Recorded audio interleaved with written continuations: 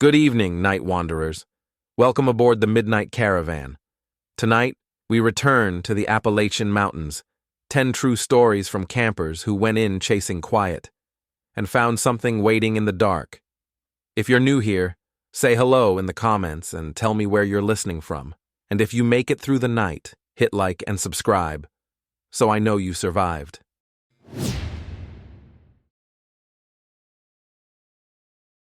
This happened to me 2 falls ago, somewhere in a tangle of ridges and logging cuts outside a town in West Virginia that I'm not going to name, partly because I don't want anyone going there, and partly because I can't be sure the place hasn't moved since. If you camp, you'll think I'm exaggerating. I thought the same about other people's stories, till I tried to follow my own tracks back to the car and found someone else standing in them first. I went out alone, the way you do when your head is crowded, and the only thing that quiets it is the steady rhythm of walking, the scrape of trekking poles, stove hissing at dusk. I parked at a pull-off by a rusted cattle gate, shouldered my pack, and took an old logging road that had turned into a creek when it rained. The leaves were that burnished copper the mountains get right before they let go. They skittered around my boots like dry fish. Nothing was wrong at first. I passed a game camera twisted around a maple like someone had unscrewed it and then changed their mind. I saw a bear scat, old, and a snag where a storm had opened a window straight into the gray sky. It smelled like leaf mold and cold iron. I made camp on a little bench below the ridge, where you can see the next ridge backing up behind it like a wave. It started with the quiet. Not the dramatic kind, the subtle kind that makes you notice your own breathing. No owls, no crickets, just the constant silk sound of leaves sliding over each other. I told myself it was the temperature drop. I boiled water, ate something salty from a bag, and let the dark thicken. When I finally crawled into my bag, the tent fly snapped once, then settled, like a big hand letting go. I woke up to the feeling of being remembered. That's the only way I can say it. You know how a room feels when you left it messy and someone has come through and tidied, but kindly, without moving anything important? The world had that kind of poised attention. My breath fogged inside the tent. I unzipped and saw the slope powdered with frost, a thin, brittle crust that broke under my boots with a sound like biting into a cracker. If you've ever camped on frost, you know why it's good. It's a notepad. Every step writes. I took advantage of it to do the dumb little morning loop, tree, overlook, back to camp. My prints were clean, deep, the kind you can press a finger into and feel the cold shape of yourself. I was halfway to the overlook when I saw the other prints. I didn't register them at first because they were mine. Same tread, same angle of weight where I roll to the outside of the foot. But they were ahead of me, not behind me, and when I stopped they kept going a little and then stopped too, like whoever was making them had needed an extra step to decide. You won't believe this. I barely did then.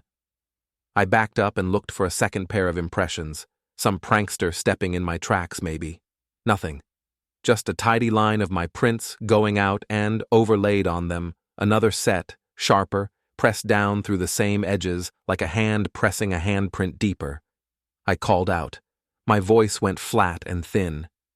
Hey, not funny. The ridge said nothing. The leaves did their silk hush. I realized my mouth tasted metallic, like I'd bitten my cheek.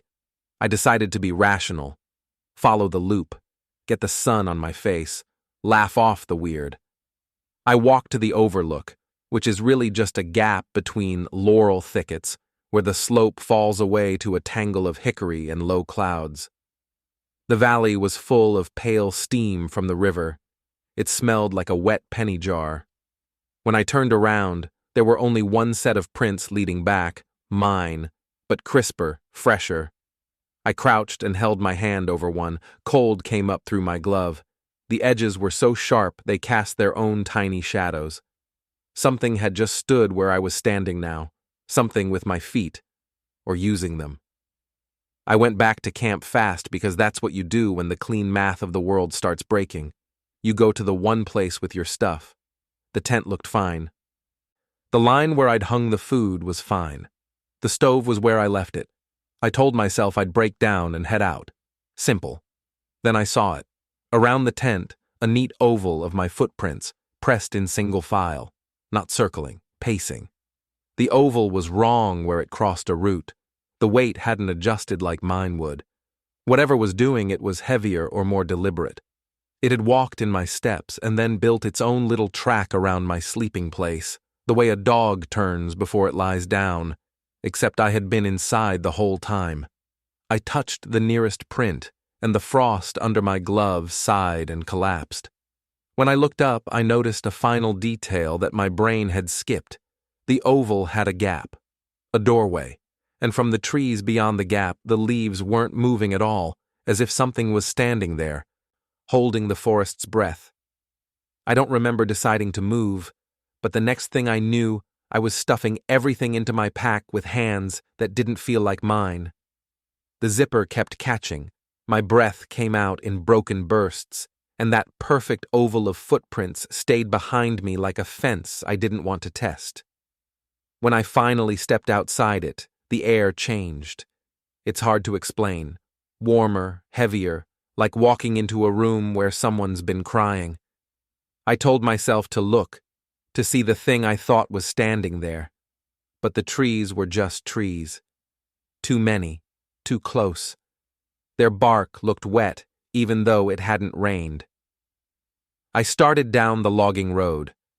My prints from the night before were still there, trailing through the frost. But about 50 yards on, I noticed something wrong with the spacing. Mine were wider apart than I remembered, like whoever was making them had longer legs. Every few feet, a small plume of fog hung over the next print, trembling as if the air hadn't decided which way to breathe. I didn't stop to investigate. I walked faster. When the frost thinned into dead leaves, I started counting turns in my head, 3 right, 2 left, to find the car. I didn't want to get lost. I wanted proof that the world was still measurable. Half an hour later, I hit the fork where I should have turned toward the gate. Except there was no gate.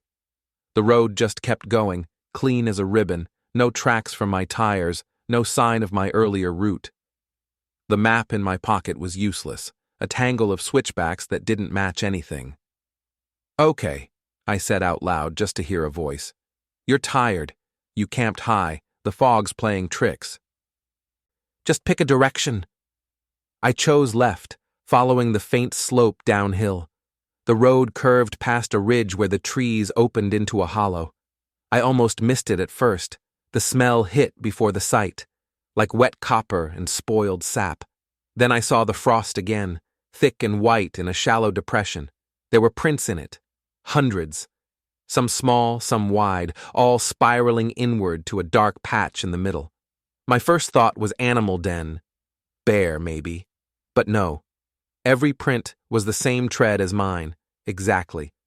I stepped closer, knees shaking. Each one was pressed deeper than a human could make, as if whatever made them weighed tons. At the center, the ground was bare dirt. The frost had melted to mud, glistening in the dim light. I leaned in, and my reflection looked back from a puddle that shouldn't have been that still. My reflection blinked. I fell back, scraping my palms on the ice crust. When I looked again, the puddle was gone, replaced by a patch of frozen earth marked with 2 perfect prints facing me. I ran. No hesitation, no pretending I was calm. I ran until my chest burned and the cold air cut my throat raw. But the road kept turning back into itself. I'd pass a fallen pine, a stump, then another, each one the same as before. When I finally stopped, the frost was forming again around my boots, spreading like a slow breath on glass. I called out, begged even. "Please, whoever you are, stop following me." The woods answered, not with a sound, but with motion. The frost rippled outward from my feet, tiny crystals rising like hackles. A moment later, the shape of a foot, my foot, pressed itself into the frost 2 steps ahead of me. Then another. Then another. It was walking me forward, I backed away, but the prints kept appearing like invisible feet testing the ground before I got there. They guided me off the road, through laurel and switchgrass, up toward a ridge I didn't recognize. My legs obeyed before my brain could argue, following that ghostly path as though I'd already chosen it hours ago. At the top, the woods opened onto a clearing. The sun was bleeding through the trees, pale and wrong, as if coming from the west. My stomach turned because I knew that meant the direction had flipped. Somehow I'd been turned around without noticing. In the clearing stood a fire ring. My fire ring. The half-burned log I'd poked at last night was still smoking. My tent sat in the same spot, zipper gaping open like a mouth, except I had packed it all up. The wind picked up, carrying a whisper that sounded almost human, like someone exhaling words through cold lips. I took one step closer. The ground crackled under me, frost thickening again around my boots, writing new tracks that weren't just mine anymore. Then the whisper came again, clearer this time, just behind my ear. You forgot to lie down. I don't remember turning, but suddenly I was facing the empty air behind me, heart slamming so hard it blurred my hearing. The woods looked hollowed out, like they'd been emptied of sound to make room for whatever had just spoken. Every branch, every frozen leaf was still, the kind of still that comes before an avalanche or a scream. I said nothing, just stood there, tasting metal in my mouth again. My breath came out in small white bursts that didn't drift away. They hung there, like the air didn't want them. Then something moved where the fog met the trees. Not fast, not even menacing, just patient. It was walking the edge of the clearing, careful as a hunter avoiding a snare. I only caught pieces of it between trunks, an arm, a boot. It could have been me. That was the problem. The size, the jacket color, even the way it leaned slightly to one side. Same old knee injury that makes me favor the left leg. I told myself it was reflection, refraction, fog tricks, any excuse that didn't mean what it looked like. Then I noticed the direction of the footprints circling my camp. They weren't pressed into the frost anymore. They were rising out of it, little mounds of frozen earth pushing up from below, as if the ground was remembering each step and trying to give it back. Something snapped inside me. I screamed at the thing in the fog, voice cracking. "What do you want?" It stopped walking. Then it turned toward me. There's no language for what I saw next. It wasn't me. Not exactly. It was more like the outline left after you stare at your reflection too long and blink. My same height, same build, but the surface shimmered, frost lifting off it like smoke. Its features were wrong in subtle ways. The eyes too wide, the teeth showing too much, as if smiling hurt. It took one step, and the ground hissed. Another, and the trees shivered. When it stopped, there were only 3 feet between us. Its breath came out in small puffs, perfectly in sync with mine. I could see my own exhale slide into its mouth, like it was stealing the warmth. "I'm done," I whispered. "I'm leaving." It tilted its head, my head, and said, almost gently, "Then go." So I did. Or tried to. I turned and walked fast toward the slope, stumbling through brush, not daring to look back. The forest blurred into one long smear of gray trunks and white ground. Every sound was behind me, footsteps in perfect rhythm, never gaining, never falling behind. The frost was spreading ahead now, forming a road where none had been. It glittered, leading me downhill toward the sound of running water. I followed it because I had no other choice. The cold was sinking into my legs, numbing everything below the knees. At the bottom was a stream, narrow but deep, cutting a bright vein through the forest. Mist hung low over it, twisting in little spirals. Across the water I could see my car, my real car, license plate, mud stains, everything. Relief hit so hard I almost laughed. I waded in. The shock of cold made my teeth clatter. The frost path continued under the current like a pale bridge, but halfway across, the water stilled. Dead calm. No ripples, no sound. I looked down and saw my reflection again. It was smiling. Not me, it. The thing from the ridge. Its eyes blinked once, slow, deliberate. Then the reflection reached up and grabbed my wrist. I don't know how I got free. I just remember falling backward onto the far bank, gasping, skin burning from the cold. My wrist still looked normal, but under the skin, tiny white veins of frost were spreading up my arm. I drove until the gas light came on, hands shaking on the wheel. I didn't stop until a truck stop appeared on the highway. Inside, the fluorescent lights made everything look unreal, but at least the air was warm. I went to the restroom, splashed water on my face, tried to convince myself it was over. But when I looked in the mirror, there were 2 sets of wet boot prints behind me. They weren't moving. Not yet. Just standing there, waiting for me to turn around. And the last thing I remember before the lights flickered out was that whisper again, closer than before, right beside my ear this time. You finally caught up.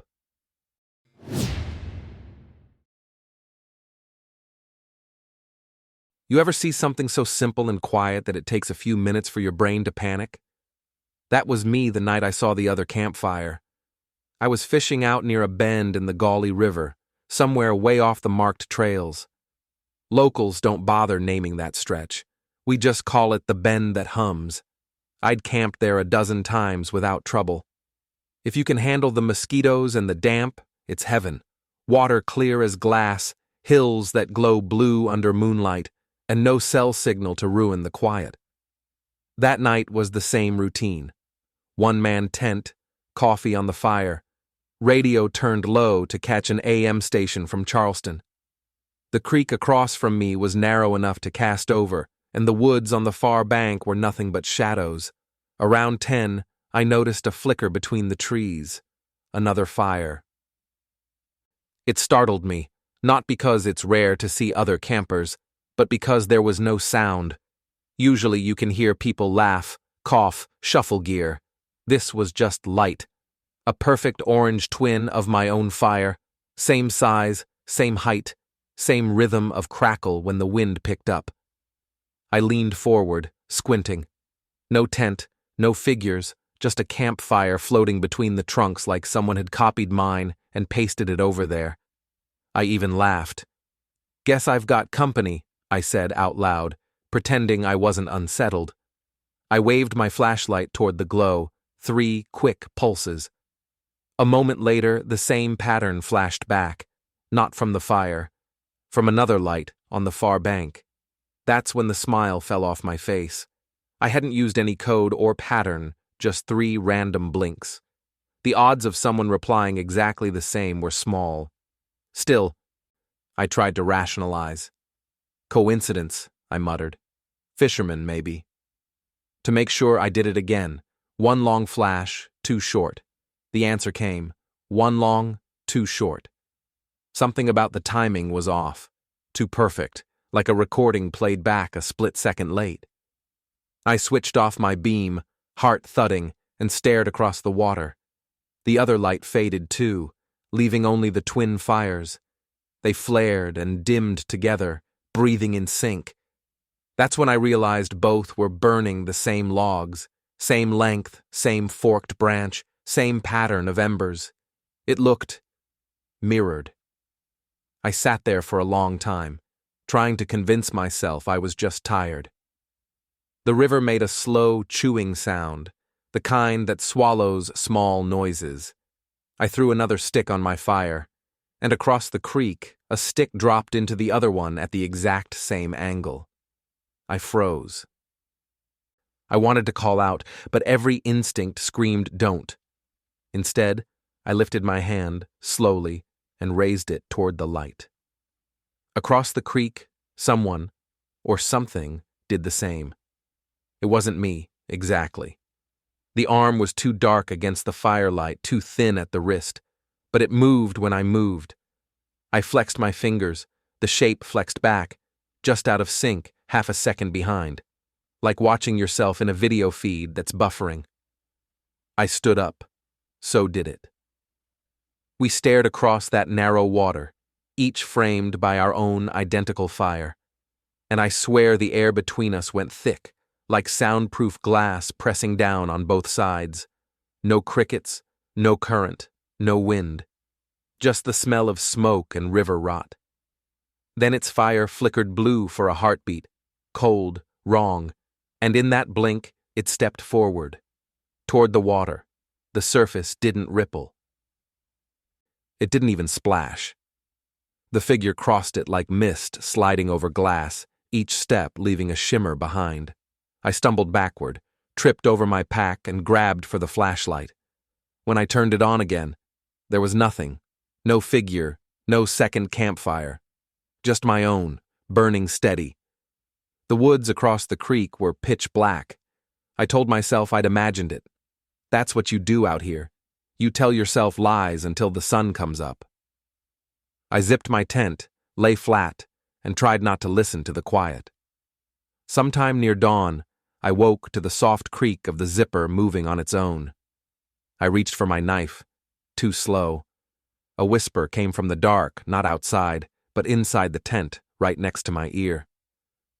Your fire's burning too low. I don't think I actually screamed. My voice just broke apart and vanished. I rolled over so fast I tangled in my sleeping bag, clawing for the zipper, for air, for anything solid. The tent was dark except for the dull pulse of firelight leaking through the nylon. Nobody was inside, no footprints in the dirt, no sagging fabric like someone had leaned in, but I swear I'd felt breath on my ear, warm, damp, too close. I burst out of the tent and stumbled into the cold dawn. My campfire was nearly dead, just a few red veins glowing under ash. Across the creek, the trees stood motionless. No second fire, no reflection of mine. The sky was a thin gray, the kind that feels like it's listening. I poured coffee water over the coals and told myself I was leaving right after breakfast. But I couldn't shake the feeling that I wasn't alone on my side of the water anymore. Every time I turned my head, I half expected to see movement just at the edge of my vision, shapes that froze the second I focused. When the sun finally rose high enough to spill across the water, I started packing. That's when I noticed the footprints. They were small depressions in the damp sand, leading from the edge of the creek straight to my fire ring. Not boots, bare feet. But what made my stomach twist was that they matched mine. I took off my shoe and pressed next to one. The size, the shape, even the bend of my toes. It was identical, except the direction. The prints came toward my fire, not away. I stared so long my vision fuzzed out. There was no way I could have crossed that river in the night. It ran fast and cold even in summer, and the current would have swallowed anything that tried to wade it. But the prints weren't just there. They were fresh. I packed faster after that. No folding, no sorting, just jammed everything into my pack until it bulged and broke a zipper. I didn't even put out the last of the coals. I just wanted out. The trail back climbed a slope of shale and pine. My boots scraped the loose stones loud enough to keep my nerves steady. I kept glancing over my shoulder at the water below, expecting to see another shape following, maybe another reflection moving wrong. Half a mile in, the woods went dead quiet again. Every sound drained out, the kind of silence that feels heavy. I stopped walking. Even my breathing sounded foreign, like someone else was doing it beside me. Then, behind me, came a soft splash. I turned, slow, afraid to see. Through the trees, down by the creek, something was moving along the bank. Just a pale smear between trunks. It wasn't solid. It shimmered like heat above asphalt. But it had weight. The ferns bent beneath invisible feet. I ducked behind a log and watched. The thing reached the place where my camp had been. I could still see the outline of my tent in the trampled grass. The shimmer paused, then knelt. I don't know how I could feel that, but I did. A dip in the air pressure like the forest had taken a deep breath. Then my dead fire flared to life. No smoke, no crackle, just a sudden orange bloom identical to before. Across the creek, another fire winked into existence at the same time. 2 perfect flames pulsing in unison. That's when I realized the other camp hadn't vanished last night. It had just waited. I ran. Branches clawed at my face, roots grabbed my boots. Every few steps I heard echoes, my own stride, duplicated a beat later. When I stopped, it stopped. When I tripped and swore, an almost voice repeated the sound under its breath, like the woods were practicing how to speak. By the time I reached the road, my hands were shaking so bad I could barely unlock the truck. I threw the gear in the back and peeled out without checking the mirror, but at the next turn, I glanced anyway. The river bend was still visible through the trees, 2 thin trails of smoke rising side by side. I didn't stop driving until I hit town, and even then I couldn't go home. I parked outside a diner, ordered eggs, tried to feel human again. But when the waitress came by, she frowned at me and said, "Honey, you got mud on your face." I went to the bathroom to clean up. The mirror over the sink was fogged from the hand dryer running nearby. I wiped it clear and froze. In the reflection, the door behind me was open, except I'd heard it click shut, and the person standing in the doorway looked exactly like me. Same jacket, same mud streak, same wide, hollow eyes. I spun around. The doorway was empty. When I turned back, the mirror showed only one of us again. But the other firelight was still flickering faintly in my pupils, as if my reflection had been somewhere else just seconds ago. And it was still burning. I drove home, with the cab light on and the radio blasting white noise, just to fill the space. Every few miles I checked the rear view and swore I could see a second set of headlights pacing me through the curves, never gaining, never falling behind. By the time I pulled into my driveway, dawn was breaking again. A full 24 hours gone, though it felt like half a day. My house sits near the edge of town. Woods thick on 3 sides. I've always liked the quiet here, until that morning. The second I killed the engine, it hit me how wrong the silence was. Not peaceful. Listening. Like those woods out by the creek had followed me home. Inside I dumped my pack and stripped off the river-stinking clothes. Mud flaked off in perfect little ovals that looked like bare footprints. I showered until the water ran cold, then stepped out, feeling lighter, saner. But when I wiped the steam off the mirror, my reflection was gone. Not distorted, gone. Just fog and the tiled wall behind me. I stood there dripping, staring into nothing, and slowly the fog began to pull together, like breath condensing in reverse. A shape formed. My shape. Only it was facing slightly the wrong way, like it was looking over its shoulder at something behind me. I turned. Nothing. When I looked back, the reflection was normal again. My face, my eyes, my towel.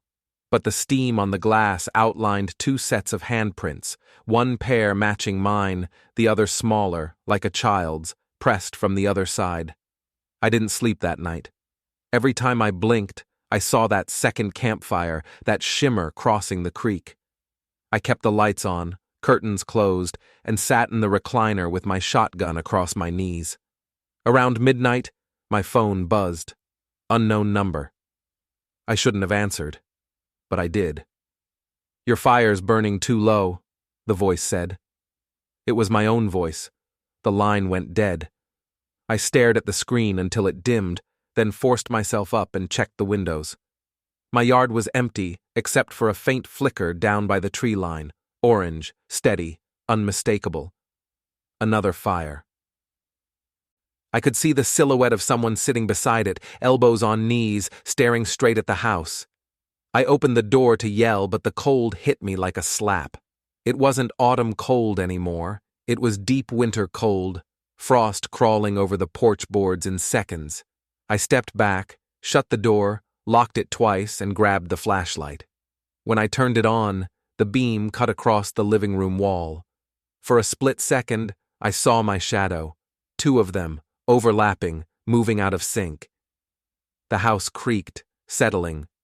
Only it wasn't the usual groan of wood and nails. It was rhythmic, like footsteps pacing inside the walls. I followed the sound to the hallway mirror, the tall one near the coat rack. The glass was black now, not reflecting anything. I lifted the flashlight. Its beam disappeared the instant it hit the surface, swallowed whole. Then, from inside the mirror, light flared, orange, firelight. And there it was, the other camp, the creek glinting, the trees, the twin fires. Except now I was standing on that side looking out. My living room flickered faintly on the opposite shore, a ghost image across dark water. Something moved beside my reflection. A figure crouched by the fire, slow, deliberate. I leaned closer. It leaned too. Our faces met in the glass. "Which side are you on?" it whispered. My voice, but softer, colder. I reached out before I could think. My fingertips touched the surface and sank through. The world inverted. The air smelled like smoke and river rot again. My boots sank into mud. Across the water I saw my house glowing faintly, warm and unreachable. Someone stood in the window holding a flashlight, scanning the woods. Me. Or maybe not. I yelled, but no sound came, only the soft hum of the river, the same tune that gave that place its name. The fire at my feet flickered, answering a second fire across the water. Now I sit here, watching the other me move through my house, eat, sleep, even fish sometimes. People wave to him in town. They think I'm fine. And maybe I am. The fire burns steady here. The creek hums low. It's peaceful, in a way. But sometimes, when the wind shifts, I catch the faint smell of coffee and cigarette smoke drifting across from the far bank, my own scent, from the side where I used to be. And every now and then, I see him flash his light 3 times, just like I did that first night.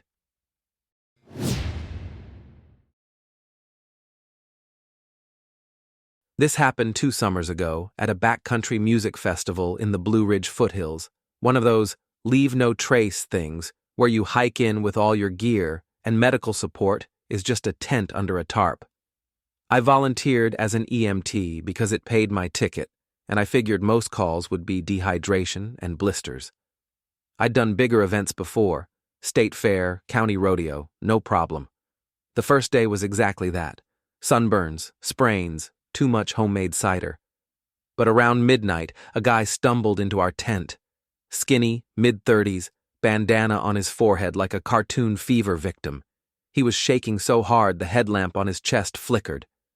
"Hands won't stop," he whispered. "Can't stop them." I sat him down, took his vitals. Pulse through the roof, pupils like pinpoints. I figured drugs, mushrooms, maybe something laced. "You're okay," I said, trying to sound calm. "Just keep breathing." His fingers were moving even when he didn't, twitching, little jerks like marionette strings. When I held his wrist to check for a radial pulse, he clamped onto my hand without meaning to. Cold, dry skin.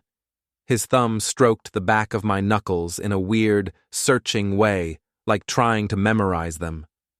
"Let go," I said gently. He blinked, startled, and pulled back.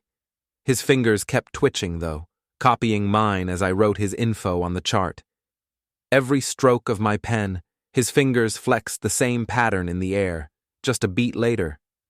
I gave him water, monitored him for a while. He mumbled about something in the music and notes crawling up the arms. When he seemed stable enough to sleep, we set him up on a cot in the corner. That's when I realized my own hands felt wrong. Nothing visible, just a dull echo, like when you use someone else's keyboard and can't quite hit the keys right. I chalked it up to fatigue and went back to work. At 3 a.m., I checked on him again. He was lying on his back, hands folded on his chest, perfectly still. For a moment I thought he'd died. Then his fingers started moving again, slowly, deliberately, tracing letters in the air. My name. I hadn't told him my name. It wasn't on the badge, just EMT. I backed up, skin crawling. "Hey," I said softly. "You awake?" His eyes snapped open, not glazed anymore, clear, focused on me. "Got it," he whispered. "Yours moves better." Before I could respond, his hands jerked upright like puppets yanked by strings. Mine did too. The pen I'd been holding dropped, clattering on the floor. My fingers curled without me telling them to. I forced them open. Sweat ran cold down my back. The guy sat up on the cot, smiling weakly, hands trembling less now. "You'll be fine," he said, but it came out in my voice. I stumbled out of the tent, clutching my wrists, and leaned against a pine tree until the shaking stopped. My watch read 3:11 a.m. The festival lights down in the holler flickered with some jam bands set. I tried to breathe. When I finally looked at my hands, they were moving again, tiny finger dances, like they were rehearsing something. Back inside the tent, the cot was empty, and on the pillow, written in dirt with a fingertip that wasn't mine, was a single word: "Thanks." I didn't sleep that night. Every time I closed my eyes, I felt movement under the skin, like faint heartbeats that didn't match mine. When the sun came up, I told the morning shift what happened, trying to sound like I was joking. "Guy on shrooms tried to hold my hand. Now I'm twitchy," I said. They laughed, made a few dirty comments, and went back to sorting bandages. I almost laughed too, because pretending helped. By noon, I convinced myself it was exhaustion. I'd been up 20 hours, probably dehydrated. Easy fix. I grabbed a bottle of water, walked down to the river where people were washing dishes and bathing, and dunked my hands in to cool them. The water felt amazing. I could see my reflection, tired eyes, pale face, and for a second I thought I saw another pair of hands under mine, darker and thinner, ghosting just below the surface. I yanked them out.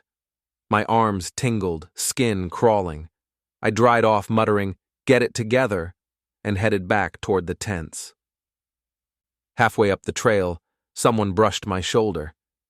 I turned, and there he was, the patient from last night. Same clothes, same bandana.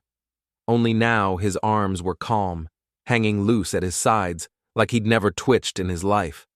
"Hey," I said, my voice sharper than I meant. "You can't be out here without clearance." He smiled, too wide. "Feel better today?" That stopped me cold. "What do you mean?" He held up his right hand and flexed the fingers. The knuckles cracked, one after another, in perfect rhythm. "You move smooth," he said softly. "Didn't think it would fit so well." I stepped back. "You need to come with me." He tilted his head, eyes bright. "You keep them warm, that's good. They remember heat." I froze. My hands had started trembling again, matching the faint shake in his. I clenched them into fists. But the tremor just shifted to my forearms. "Stop," I whispered. He did. Instantly. His fingers stilled. So did mine. That terrified me more than anything. I lunged forward, grabbing his wrist to pull him along, and realized I couldn't feel where my skin ended and his began. It was like holding a mirror that pressed back. His pulse beat under my thumb, and for a second it synced perfectly with mine. He leaned close, his breath smelling like wet dirt. "You shouldn't have touched me again," he whispered. "Now it won't know who's who." I shoved him away and ran. He didn't chase me, at least, not with his body. Back at camp, I locked myself in the supply tent, sat on the floor, and stared at my hands. They weren't shaking anymore. They were confident, resting just where they wanted, fingers flexing in slow patterns like they were remembering new choreography. I tried calling the festival med lead on radio, but static drowned it out. When I looked up, my hands were already halfway through zipping the tent flap open, without me. I forced them down, breathing hard. "You're fine," I said out loud. "You're tired, you're—" The zipper finished closing itself. I don't know how long I sat there. Eventually, the tremors stopped. The sunlight dimmed outside, People were laughing, playing music again. I dared to step out, acting normal, waving to other volunteers. Nobody noticed anything off. That night, I tied my wrists together with bandage gauze before sleeping. It felt ridiculous. At some point, I dreamed of hands crawling across my chest, fingers rooting under my ribs like they were looking for something lost. When I woke, the bandage was neatly untied and both my palms were dirty, like they'd been digging. I staggered out of the tent, heart hammering. A small circle of people had gathered near the stage, whispering. I pushed through. There, half buried in the sand by the riverbank, were two arms, severed at the shoulders, stiff and pale, palms up. My gloves were still on them. I turned my hands over, slow, bare, clean. But under the nails, the dirt was fresh, river-soaked, and every finger was trembling again, eager, like they'd been busy while I slept. From somewhere behind me, a voice spoke, mine, but distant, hollow, echoing across the water. Told you they'd remember heat. I should have run. Should have called the sheriff, the coroner, anyone. But the truth is, I couldn't make my hands do what I wanted anymore. They just hovered there, flexing, twitching, like they were arguing among themselves. I could feel something thinking through them, something that wasn't me. The crowd at the riverbank was whispering, filming, calling for organizers. I turned away before anyone saw my face and stumbled back toward the medical tent, hugging my arms tight to my chest like they were rabid animals. The sun was bleeding out behind the ridge, and that stupid banjo music kept rolling down from the main stage, slow, off-tempo now, like it was being played by someone learning by watching. Inside the tent, I sat on the cot where that man had been the first night. The dirt-scrawled word, thanks, was still faintly visible on the pillow. I wiped it away, and when I looked down, my palms were covered in black streaks again. Only this time they weren't dirt. They were bruises, spidering up from under the skin like ink rising through paper. I tried to radio again, nothing but static. My hands turned the dial on their own, slowly, carefully. The channel crackled, and then a voice came through. My own voice. "Don't fight it," it said. "It needs practice." I threw the radio across the tent. It hit the pole and shattered, but my fingers didn't stop moving. They started miming something, deliberate, graceful, flex, twist, clench, like they were repeating choreography. I grabbed a roll of tape and wound it tight around my wrists, layer after layer until the circulation went numb. For a few seconds, the movement stopped. The relief hit so hard I almost cried. That's when I heard the zipper of the tent pull down from the outside. I froze. "Who's there?" No answer. The flap opened just enough to let the night air in, a rank smell of wet metal and sweat. A silhouette stood there, backlit by distant campfire glow. It was him, the patient, the one whose hands wouldn't stop. He crouched, smiling like we were old friends. His arms hung limp at his sides now, useless. "You're using them wrong," he said softly. "They don't like to be bound." I tried to stand, to shout, but my body wasn't listening anymore. My taped wrists strained outward, tugging against the bindings until the skin split and blood ran down the tape. My fingers flexed violently, pulling the roll knife from the supply box. He nodded. "That's better." I fought it, screamed, but it came out strangled. My own hands were unwrapping themselves, calmly, efficiently. Then they turned the knife point down and rested it between my knees like they were waiting for instruction. The man stepped forward, knelt beside me. His eyes looked wet, not from tears, something else. He raised his empty wrists. The stumps were smooth and pale. "Give them back," he whispered. I shook my head. "I didn't take," he smiled again. "You did." And then my hands moved. They reached for him without hesitation. He leaned in, sighing, as if he'd been waiting centuries for that touch. Our fingers laced together. I felt a pull, electric, cold, bottomless, ripping through my shoulders, through bone. When I came to, I was alone. The knife lay on the floor, clean. The tent flap was closed, and my arms ended at the wrists. I didn't bleed much. I remember thinking that was strange. The stumps were sealed, frost pale. My hands were gone, but I could still feel them somewhere close by, moving. Outside, down by the river, the crowd was screaming again. Music stopped. Someone yelled about a body floating downstream. I tried to stand, but toppled onto my side, dizzy. The last thing I saw before blacking out was the cot beside me, empty, except for a pair of gloves neatly folded on the pillow, fingers curled like they were waiting to be filled.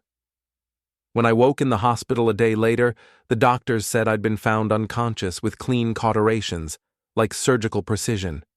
They said there were no fingerprints left on the knife. But last night, while I was lying in bed, my phone buzzed with a notification from a number I didn't know. A short video, shot from someone's lap. My own hands, my exact hands, tapping a rhythm on a tabletop, flexing perfectly in time with a song playing in the background. Then they stopped, and the camera tilted just enough to show a bandana and a familiar voice whispering, "They move even better now."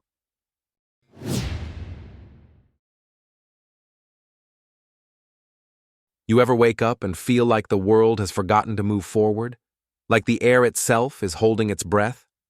That's how it started for me, one ordinary Saturday morning on the Appalachian Trail, somewhere between Virginia and Tennessee.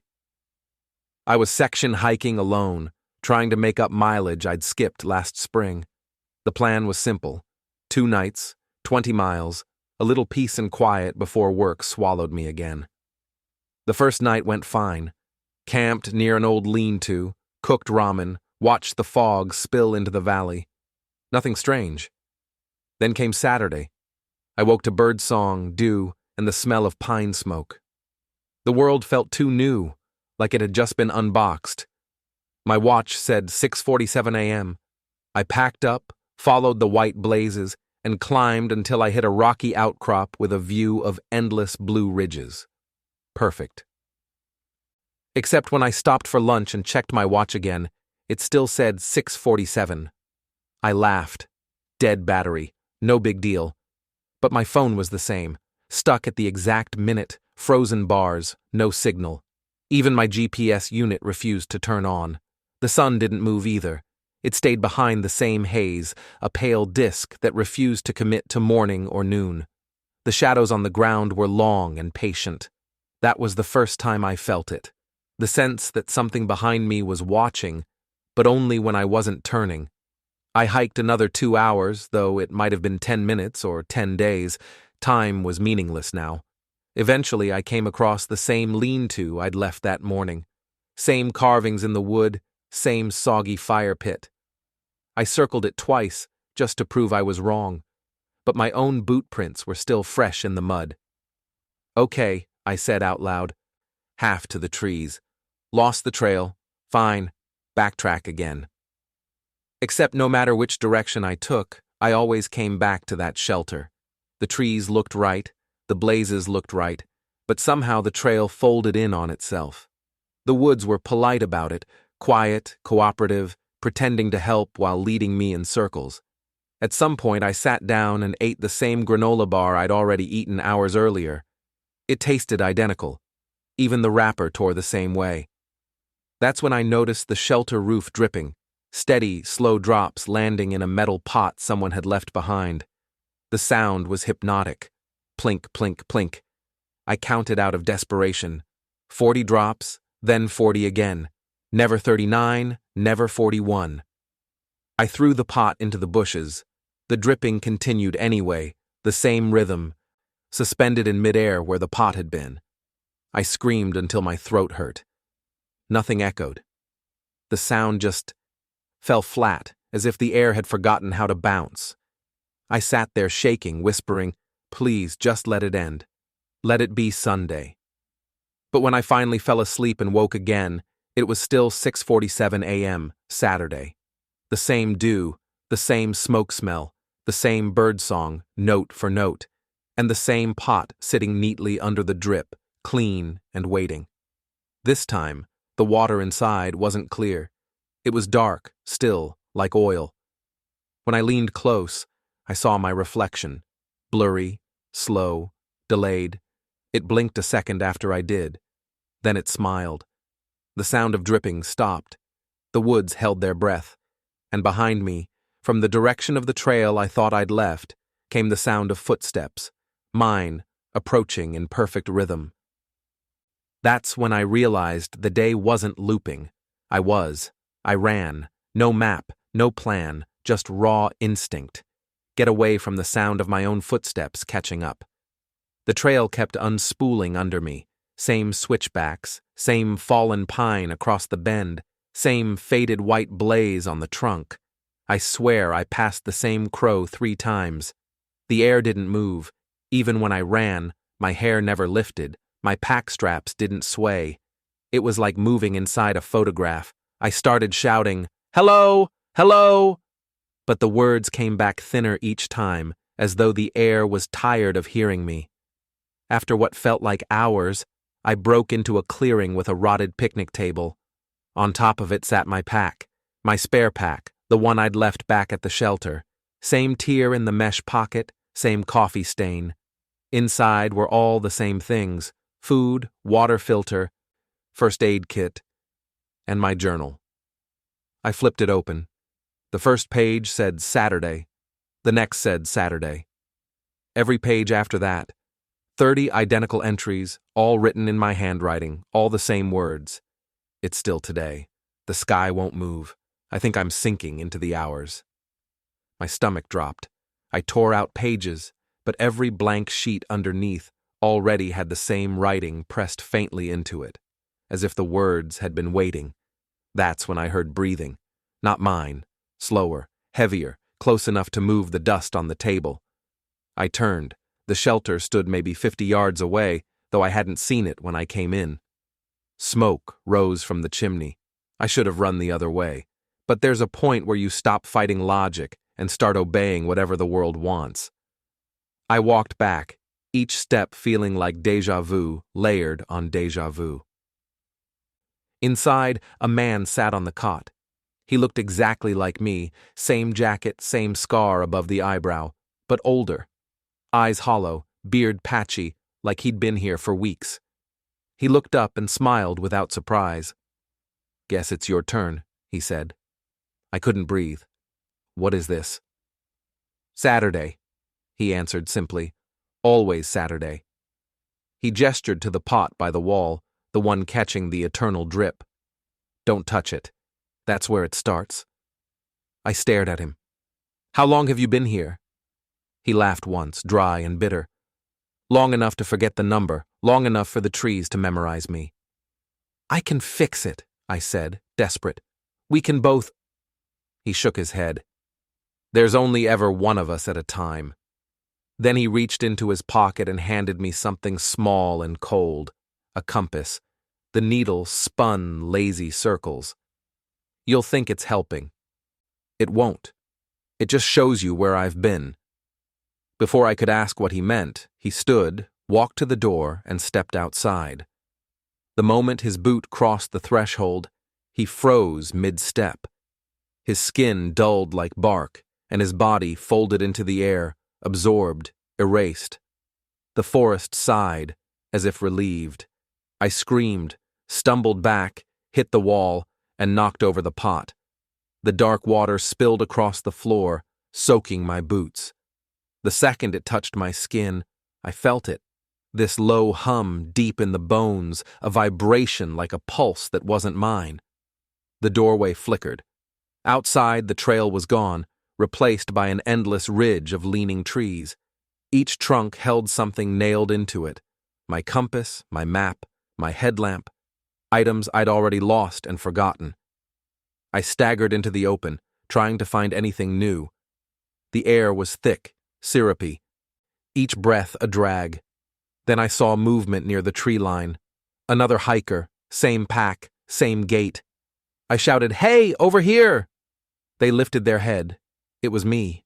Fresh, clean, like the version from yesterday or next week. He blinked, confused, staring at me like I was the ghost. Between us, the air shimmered like heat over asphalt, and the sound of dripping started again, slow, steady, counting seconds that no longer existed. He took a step forward. I took a step back. The world tilted, the sky stuttered, and when I blinked, I was back inside the shelter. The clock on my watch said 6:47 a.m. Same birdsong, same smoke smell, same Saturday. But the handwriting in my journal was no longer mine. It just said, "He's still trying to leave." And underneath it, a new line appeared, letter by letter. As I watched, "You're next." The dripping stopped again, waiting for me to move.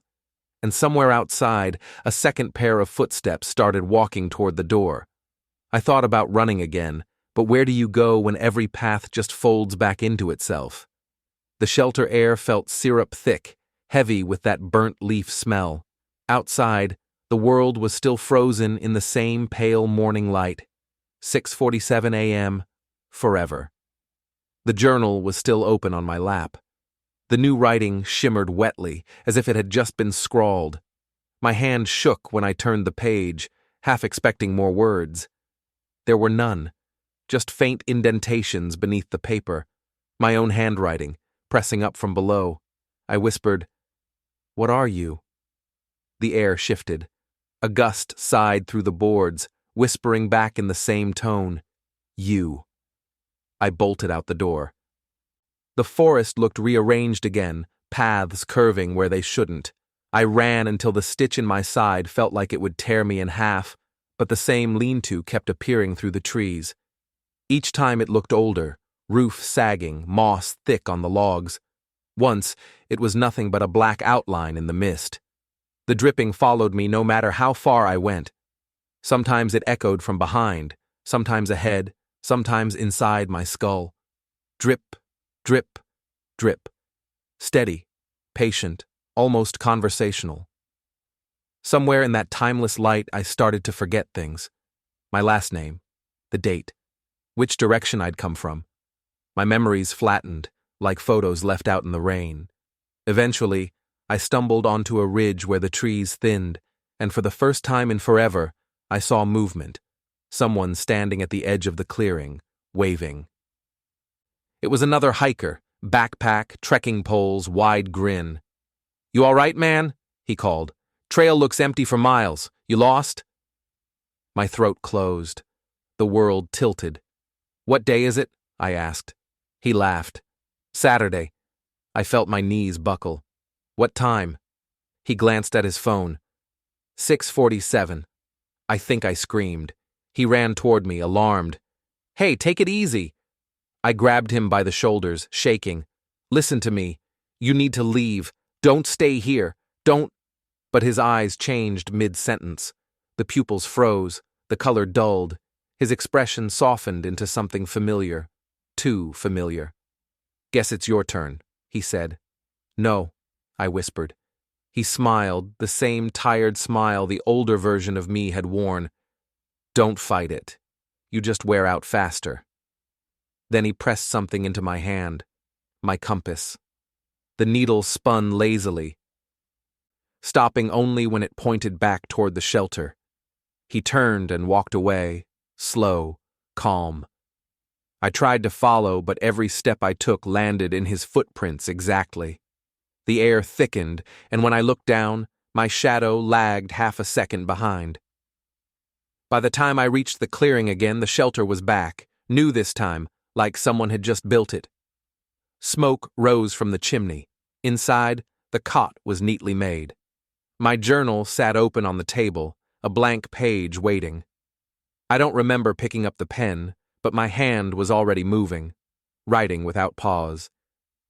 "It's still today. The sky won't move. I think I'm sinking into the hours." I stopped, heart pounding. The ink shimmered wetly, fresh. Somewhere outside, a voice, my own, yelled, distant and desperate. "Hey, over here!" I stood, peered through the doorway, and saw him, a man stumbling toward the shelter, wild-eyed, looking exactly like I had when this began. And in that moment, everything clicked. There was never an older me. There was only the next me. The drip resumed, steady, forgiving. I sat down on the cot, set the compass on the table, and waited for him to arrive.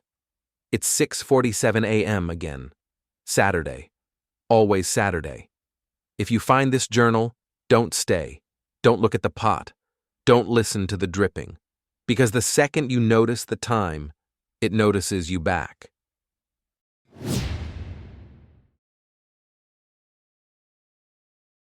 I used to do contract survey work for the state. Nothing glamorous. Mostly Forest Service plots, slope mapping, and the occasional abandoned structure check before a controlled burn. We weren't supposed to camp on site, but this one job was so deep in the Blue Ridge backcountry that hiking in and out each day would have killed the schedule. The site was listed as Civilian Conservation Corps Storage Building, built 1937, condemned 1989.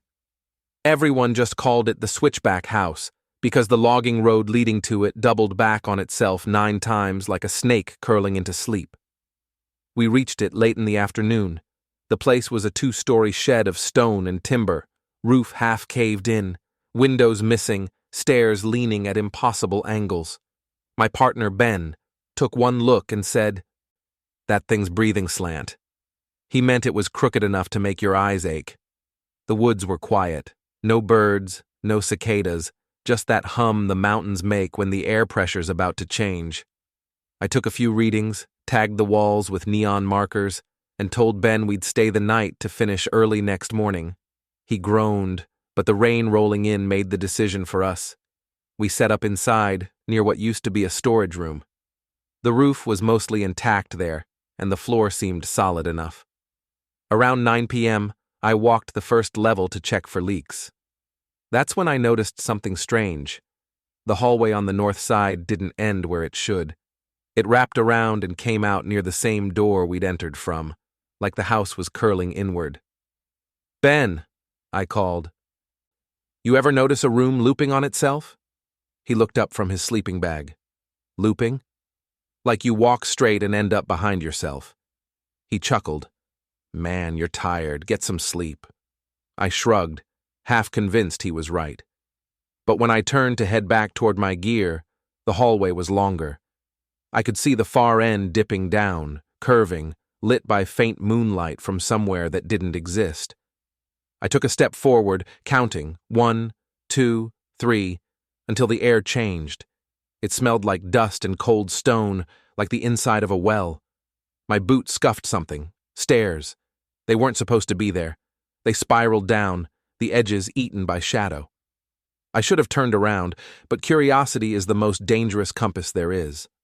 I went down maybe 10 steps before realizing I couldn't hear the rain anymore. The air grew still, heavy. And when I looked back up, the stairwell didn't end at a ceiling. It just kept turning upward, same as below. I climbed back fast, pulse hammering. The top should have been the first floor, but it opened into another corridor, narrower, lower, with different graffiti on the walls. The spray paint was fresh, words still dripping, "Out is in." I backed away. My flashlight caught a window on the left, except it wasn't showing the storm outside. It showed me, from behind, standing where I'd been 5 seconds earlier. My stomach dropped. I turned around to see the window itself, and there was no window at all, just a blank stretch of wall. I started running then, calling Ben's name. My voice came back doubled, slightly delayed, like someone repeating it from a room half a second behind. The hallway pitched upward again, so I followed it, convinced it would dump me into the main floor. Instead, I stepped out into the second story, the one that had collapsed from outside. Only now it was intact, roof whole, lantern still hanging from a beam. "Ben?" I called. His voice answered, muffled, distant. "Down here." Relief flooded me. I leaned over the stairwell railing, but there was no floor below, just that same spiraling staircase twisting into dark. His voice came again, clearer this time, from the depths. "Come down, man. You've got to see this." I hesitated. "Where are you?"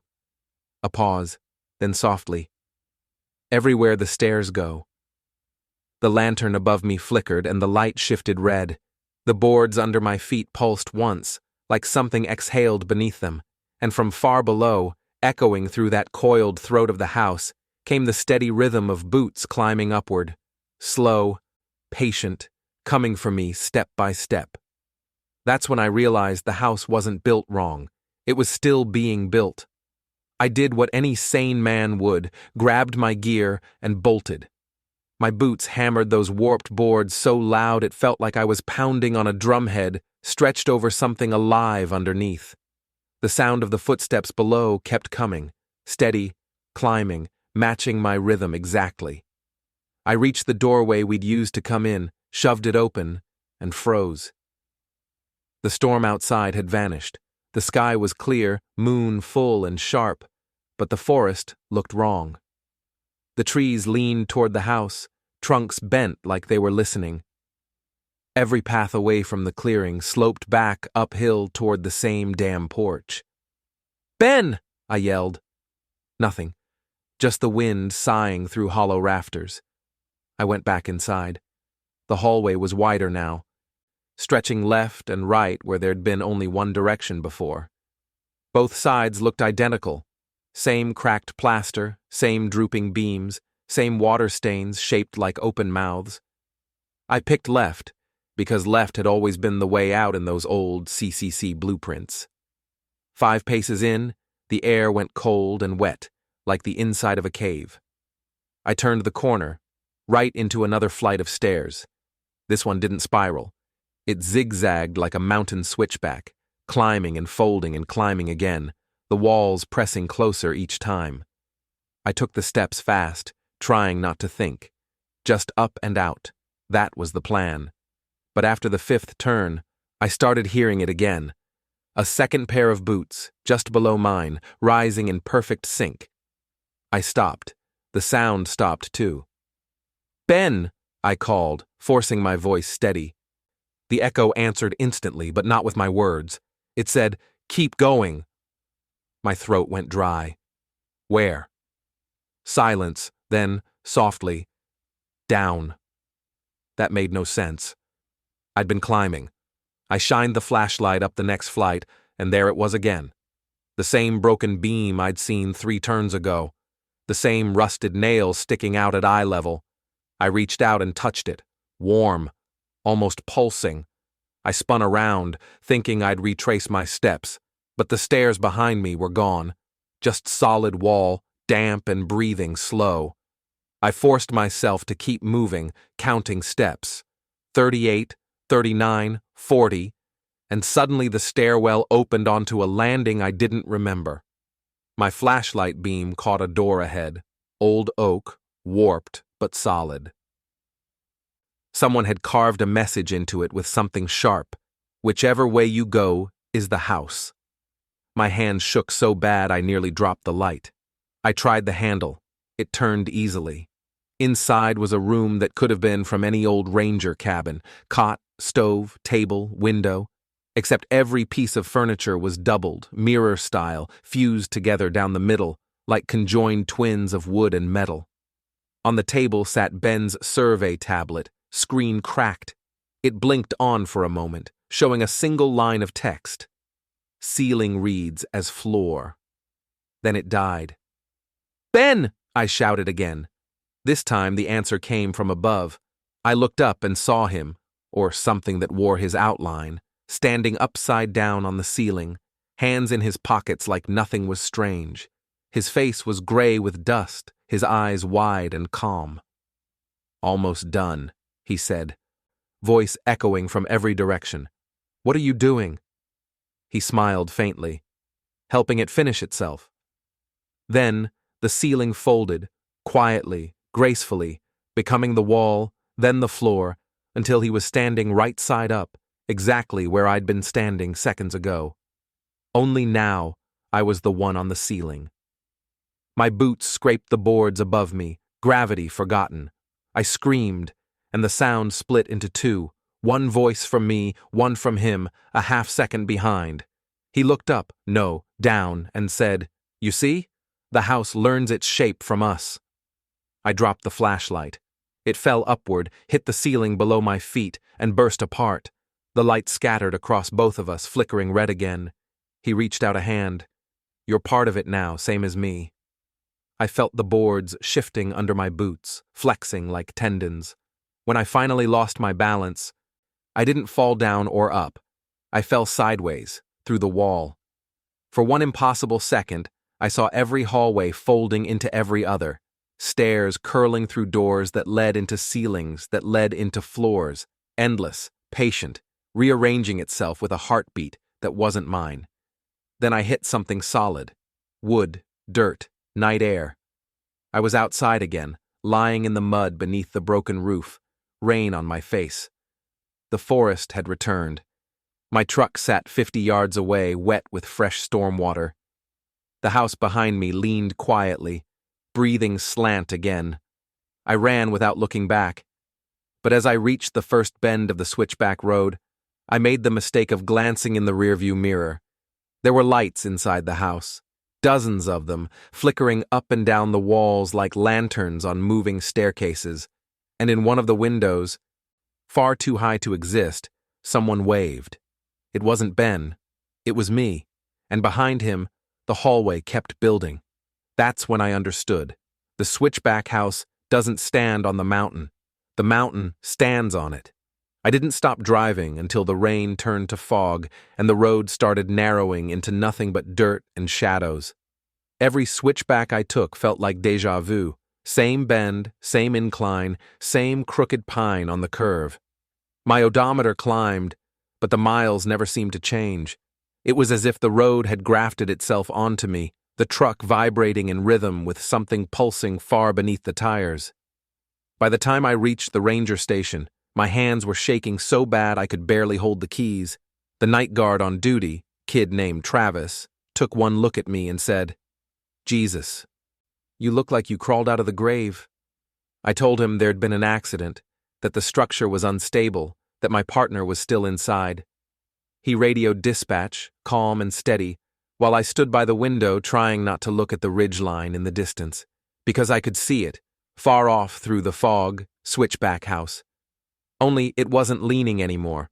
The roof line was straight now, whole. When the rescue crew got there at dawn, I tried to go with them, but they kept me back. Protocol, they said. Too shaken. So I sat in the Jeep while they climbed the 9 switchbacks. Radio chatter came through in bursts. "First floor's clear. Old structure. Looks solid. No sign of collapse or second story."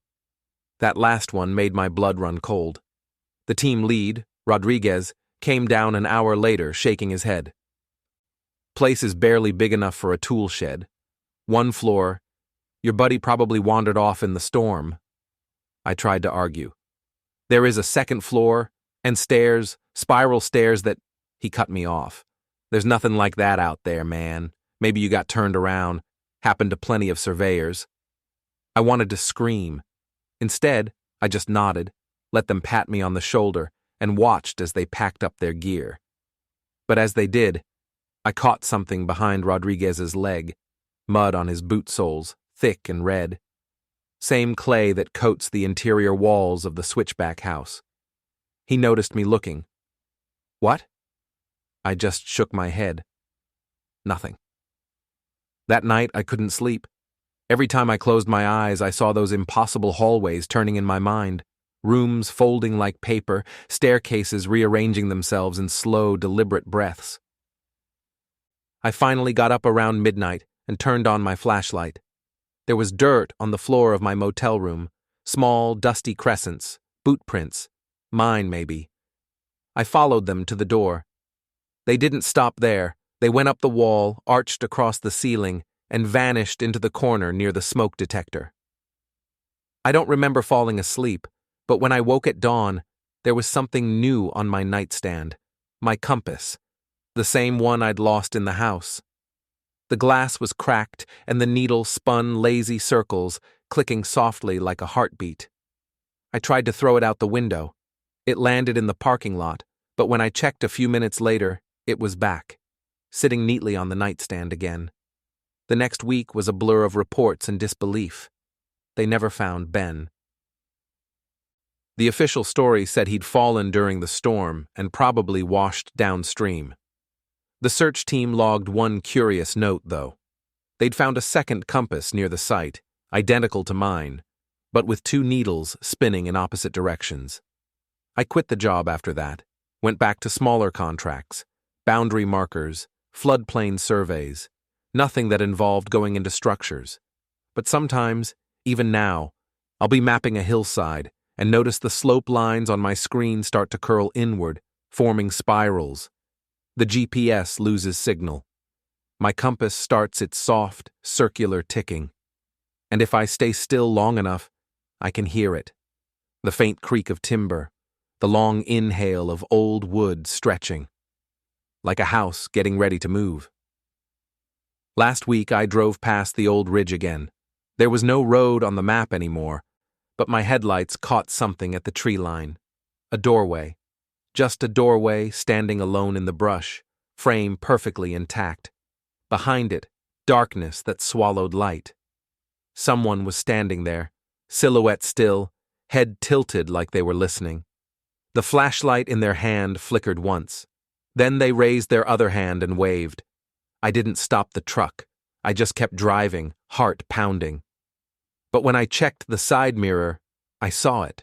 The faint glow of lanterns, one by one, lighting up through the trees, climbing higher and higher like a staircase made of light.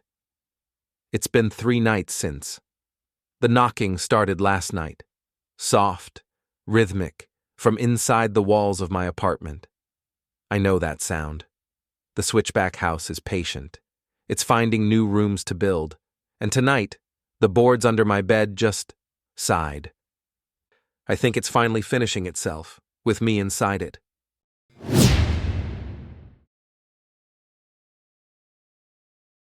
People around here like to say the woods are loudest when they're empty. It's true.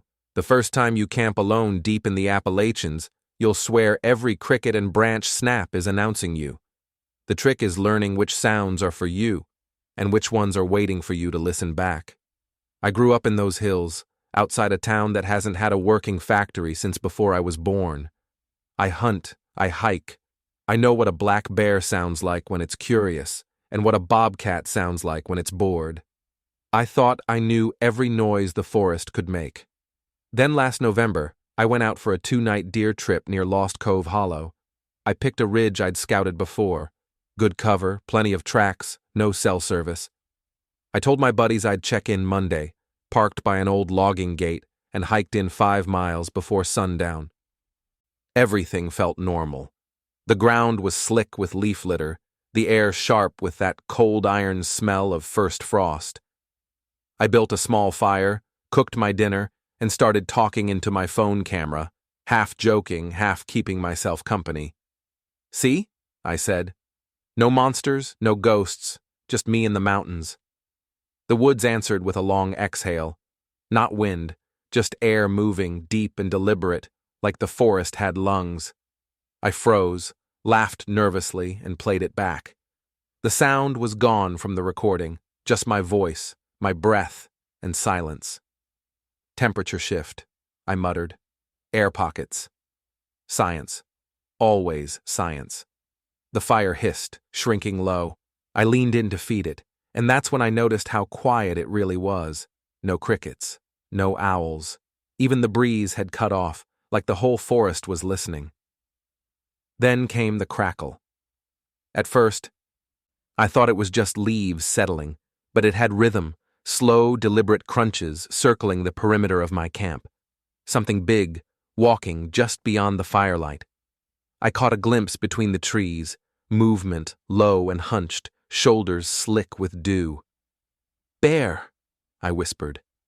My hand went for the rifle, but the steps stopped the second I looked up. Dead still.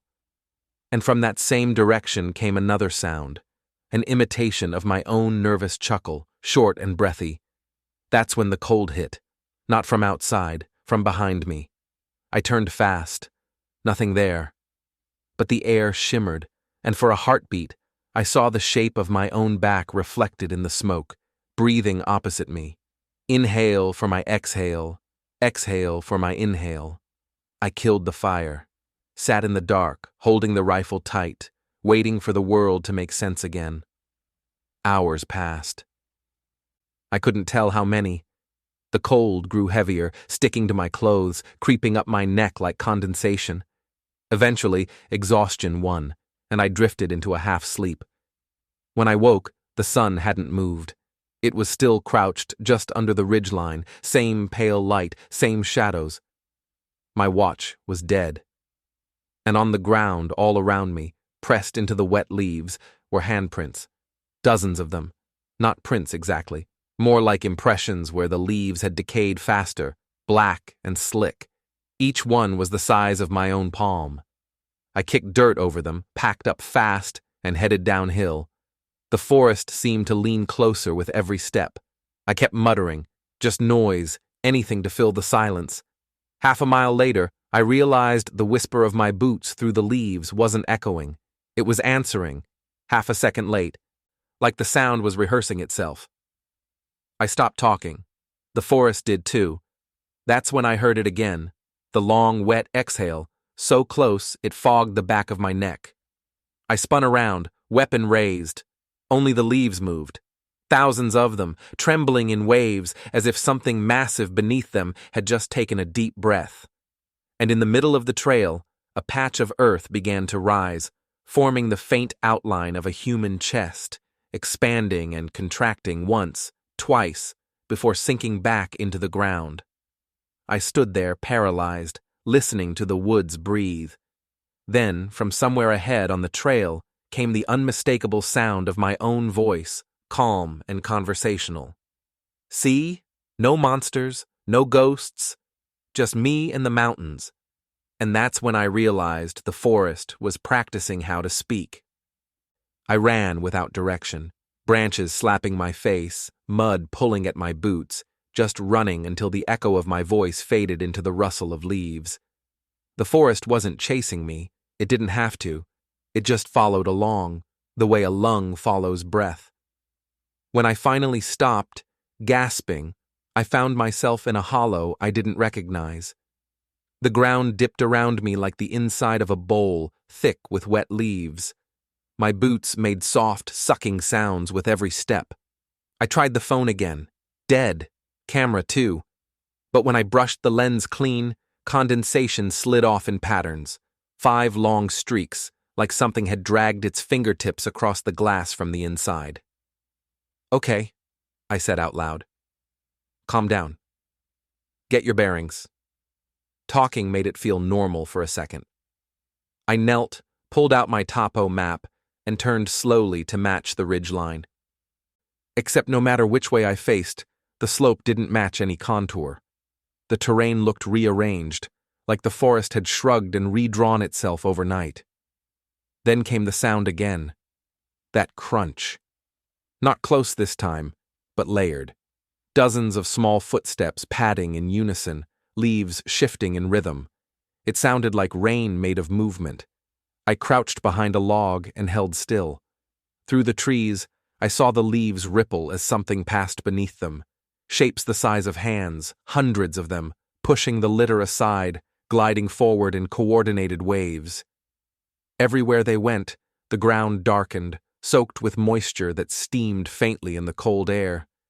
The smell hit me, sweet rot, damp earth, and the faint metallic tang of breath. I stayed there, barely breathing, watching the leaf wave cross the hollow.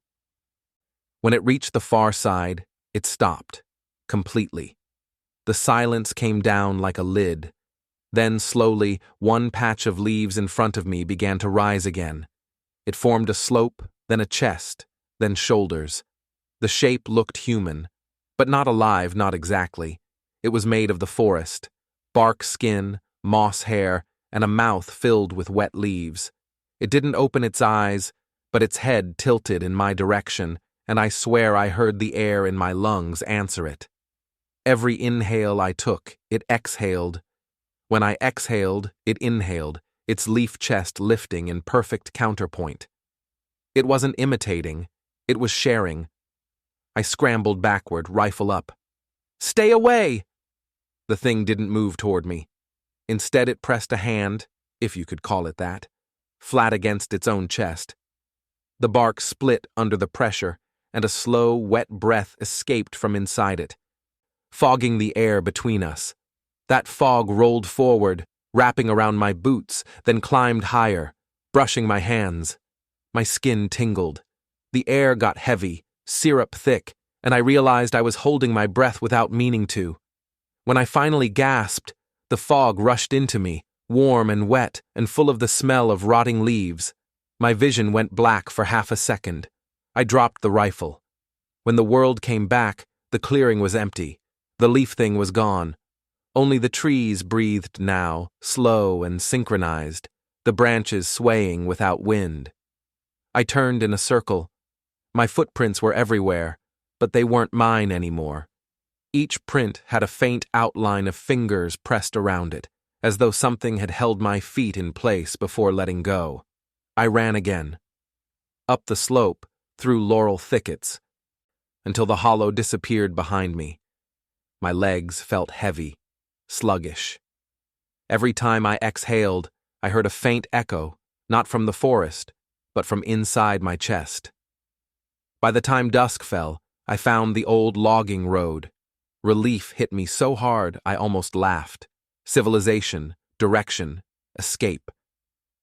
But then I saw them. The leaves along the road were damp and clinging, arranged in a perfect line leading downhill. Not fallen naturally, placed. They shimmered faintly with moisture, each one rising and falling like the rhythm of a sleeping body.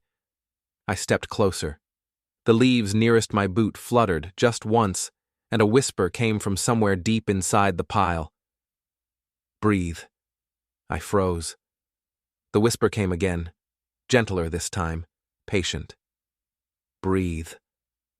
I took one involuntary breath, and the entire forest answered. The sound swelled, filling every tree, every branch, every inch of air. The road vanished beneath moving leaves, and the whisper turned into a chorus. Breathe with us. My chest burned, my lungs aching with borrowed air that didn't feel like mine. I screamed, but it came out muffled, swallowed by the wet air pressing against my face. When I stumbled backward, I saw my own breath escape, thick and black, curling like smoke, and drift into the trees, where something unseen inhaled it greedily. The forest sighed, satisfied, and somewhere beneath the shifting leaves, dozens of lungs exhaled at once. The sound was soft, gentle, almost tender. It sounded exactly like me falling asleep. I woke in the dark, flat on my back, mouth full of damp earth. My body felt heavy, not sore exactly, anchored. The air around me was warm and wet, humming faintly, like a machine running somewhere far underground. I sat up fast, spitting mud.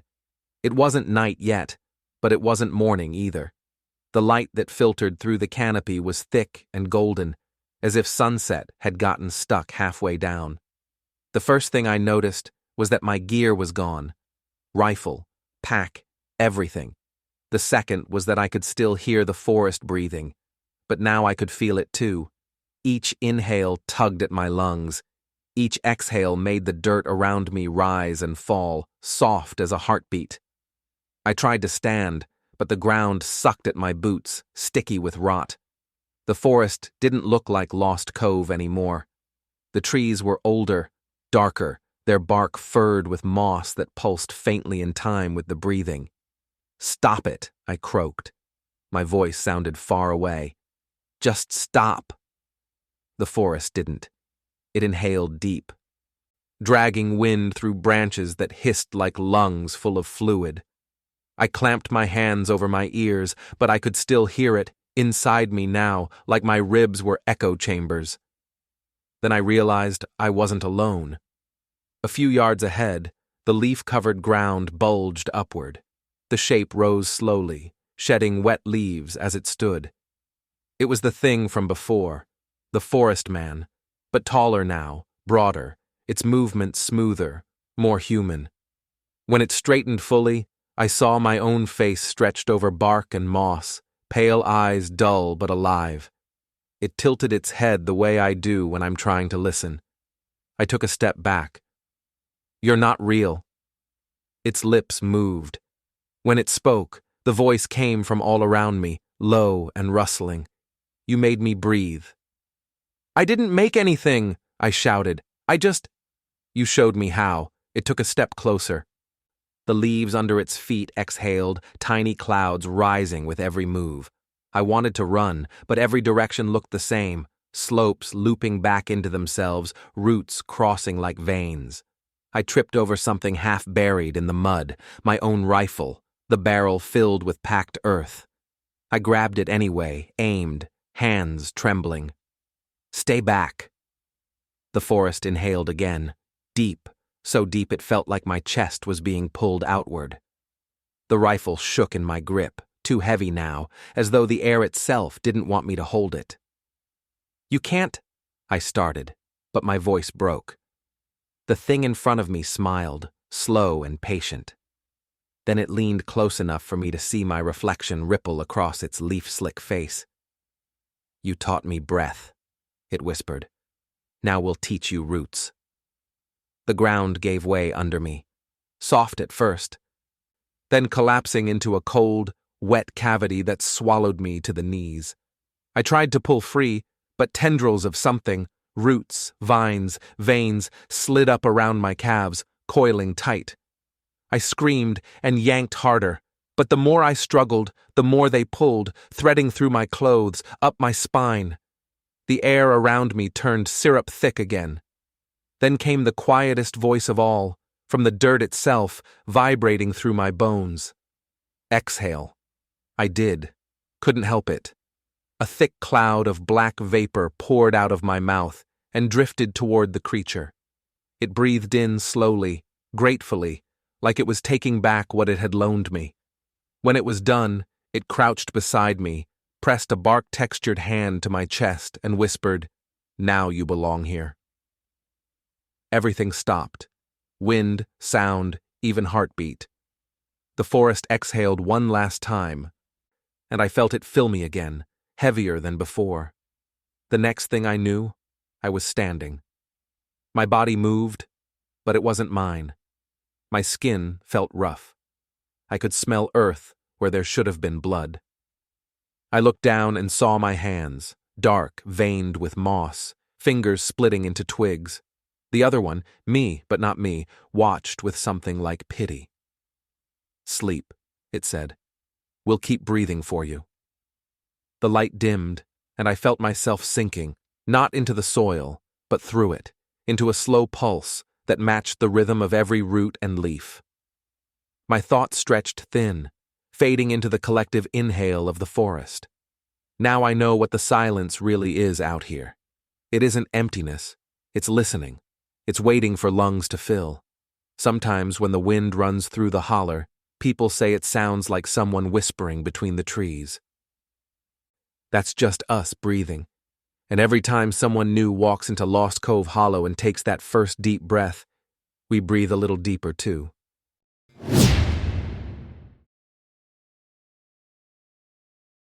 You can laugh if you want, but curses are real out here. Not the fairy tale kind with wands and Latin words, the quiet ones, the ones that start because somebody mocked the wrong story. Last May, I camped near the French Broad River with my college buddy Luke. He's one of those guys who thinks ghost stories are just cultural control mechanisms, his words. We were geology majors doing a field write-up on sediment patterns, which meant 3 days in waders and mosquito armor. We pitched camp near an oxbow bend, perfect crescent of mud and sand, forest pressing close on every side. Around dusk, we found a little ring of stones by the shore. Inside it was a crust of salt, half melted by rain, and in the center, a wad of river clay shaped like a handprint. Luke snorted. "Witchy art project." Locals love their theatrics. He kicked one of the stones aside. I told him to stop. There was something about it, the way the river seemed to lean closer, like it had been holding its breath around that circle. He grinned at me. "Oh, come on, man. You don't buy this Appalachian hex junk, do you?" "Just don't mess with it," I said. He squatted, scooped up a handful of the clay, and smeared it down his forearm like war paint. Look, I'm baptized in river mud. Now I'm protected. That was the first thing the river didn't like. That night, it wouldn't stop talking.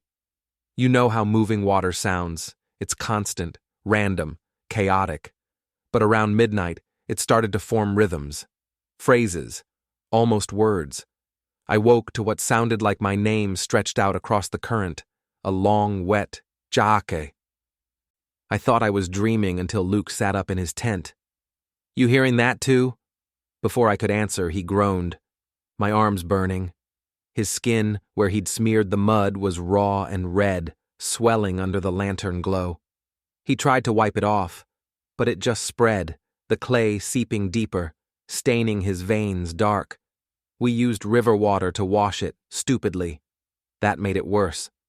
The current hissed louder, the water near our feet bubbling like it was alive. Get in the truck, I said, throwing gear into my pack. We didn't even bother the tents. But when we followed the bank back toward the road, the shoreline had changed. The bend had widened, swallowing half the trail. It shouldn't have been possible. Rivers don't move like that overnight. Luke doubled over, gasping. The veins in his arm were black now, pulsing like they were full of ink. I tried to carry him, but his skin was slick, his breathing ragged. He looked at me with glassy eyes and said, I think it's trying to take something back. Back from what? I asked. He smiled weakly. From me. Before I could answer, the ground gave way under my feet. My boots sank into the bank up to the ankles, the mud clutching like fingers. I yanked free, but Luke didn't move. His body sagged into the earth, and the river's edge crept up around his knees. Jake, he whispered. It's warm. The current rose, curling up like hands made of water and silt, wrapping his torso. I grabbed his shoulders and pulled, but it was like trying to lift a tree. Whatever had him, it wanted him. The last thing he said before the river took his head under was, I shouldn't have broken the circle. The water flattened, silent again. When I stepped back, I saw something gleaming in the mud where he'd gone under. A fresh ring of salt forming on its own, perfect, unbroken. Inside it, a handprint pressed itself up from below, made of wet clay, the same hand Luke had smeared across his arm. I ran. Didn't stop till dawn, didn't stop till the road, didn't stop till the world started making sense again. But when I finally looked down at my boots, there was river mud crusted around the soles. It never dried.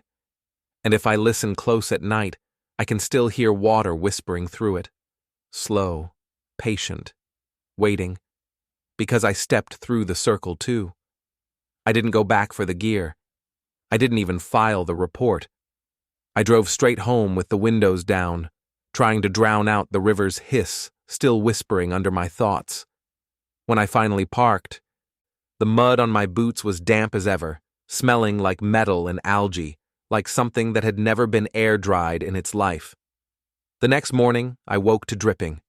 I don't own a leaky faucet, but the sound was there, steady, rhythmic, somewhere below the floorboards. When I got up, the carpet was wet where I'd left the boots. A ring of dark water spread around them, almost perfect in shape. Inside the ring, the puddle didn't move. It was too still, too clear. I knelt, touched it. Warm. Luke? I said before I could stop myself. Something in the puddle shifted. A faint ripple formed a handprint pressing up from underneath, and the air filled with that same copper smell from the river. I jerked my hand back and wiped it on my jeans, heart slamming. That afternoon, I tried scrubbing the boots clean at the car wash. The mud just bled deeper, soaking into the soles like dye. No matter how long I sprayed, the water kept running brown. When I stopped, I realized the runoff was circling my feet in a slow spiral, flowing against the drain. That night, the dripping came again, louder, not from below now, but from inside the walls. Each drop hit with a faint hiss, like water touching hot metal. I followed the sound to the bathroom, but the sink was bone dry. The mirror, though. The mirror was fogged, and drawn through the condensation was a shape I knew too well. 5 long streaks, like fingers made of silt. When I wiped them away, they reappeared instantly, and behind my reflection, for a heartbeat, I saw Luke, gray-skinned, eyes hollow, smiling. I fell back hard enough to crack the tile. When I looked again, he was gone, just my own pale face staring back. By the 3rd day, the river smell was everywhere. My shower wouldn't drain. The tap water ran cloudy, tasting faintly of salt. Even my phone speaker gurgled when I answered calls, like someone breathing through water on the other end. I drove back to the bend. Couldn't help it. The guilt had grown like mold inside me. If there was any chance to undo what happened, it had to be there.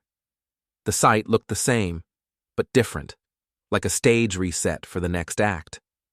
The waterline had moved again, higher this time, and the trees nearest the shore were slick with what looked like dried clay. When I got close, I realized the texture wasn't bark. It was skin.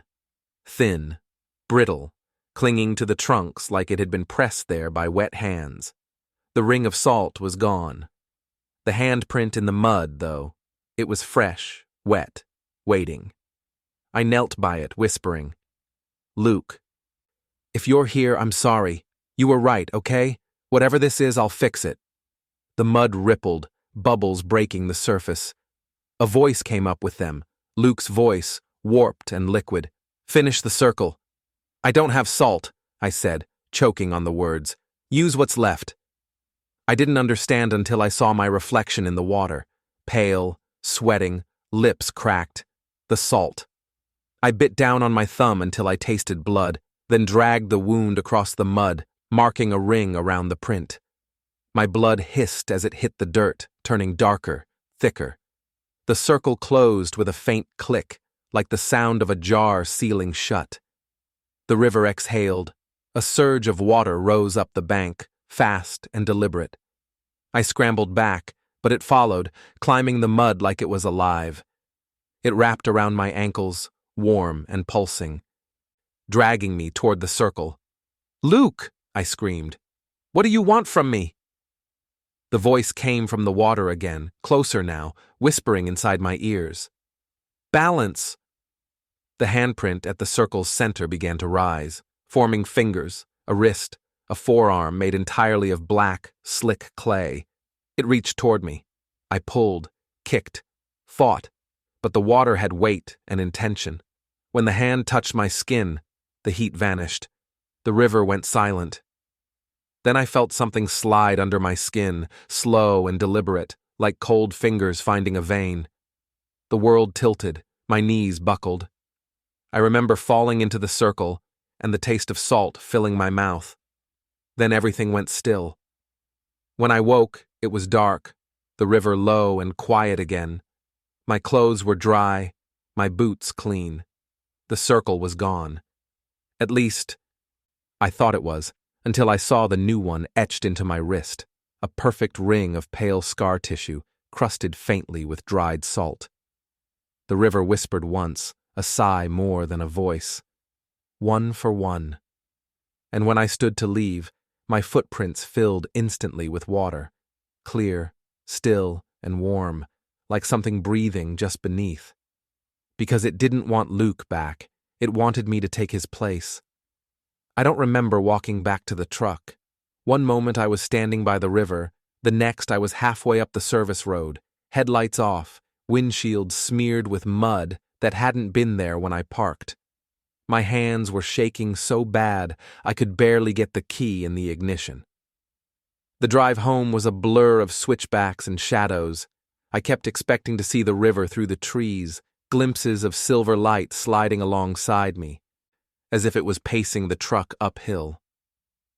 Sometimes I swear I heard it laughing, low, wet chuckles hidden beneath the sound of the tires on gravel. When I reached my apartment, everything was soaked. The air smelled like rain and iron. The boots I'd left on the porch were gone, and muddy footprints led inside. Bare ones. My own. I sat on the couch and stared at the ring of salt around my wrist. It itched constantly now, a low burn just under the skin. Every time I rubbed it, I smelled the river. The more I ignored it, the louder the dripping became, from the sink, the walls, the ceiling, even the clock. That's when I realized time was dripping too. I checked my phone, 12:07 a.m. I blinked, checked again, 12:07 a.m. I turned on the TV. Every channel showed static that pulsed in rhythm with the drips. When I muted the sound, I could still hear the river. "Stop it," I whispered. The TV obeyed. The static went dark. The drips stopped. The silence was worse. Then the phone buzzed. Unknown number. I answered. "Jake." Luke's voice, gurgling, distant, like someone talking underwater. "You finished the circle wrong." I couldn't breathe. "What do you mean? You told me." "You gave it blood." A pause, a sound like bubbles breaking. "It only wanted salt." Before I could speak, a drop of water fell on my shoulder, from the ceiling. I looked up. The plaster was swelling, darkening. Another drop hit my face, warm, metallic. Then the ceiling split open. Water poured down in a single, heavy stream, flooding the carpet. It wasn't clear river water. It was thick and black, full of silt. It smelled like the bottom of an old well.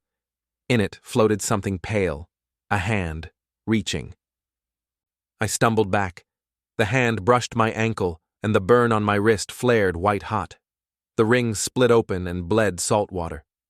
The phone slipped from my hand and splashed into the flood. Luke's voice came again, faint but still there.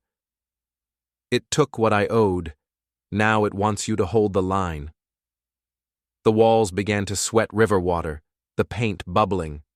My reflection in the window rippled, smiling before I did.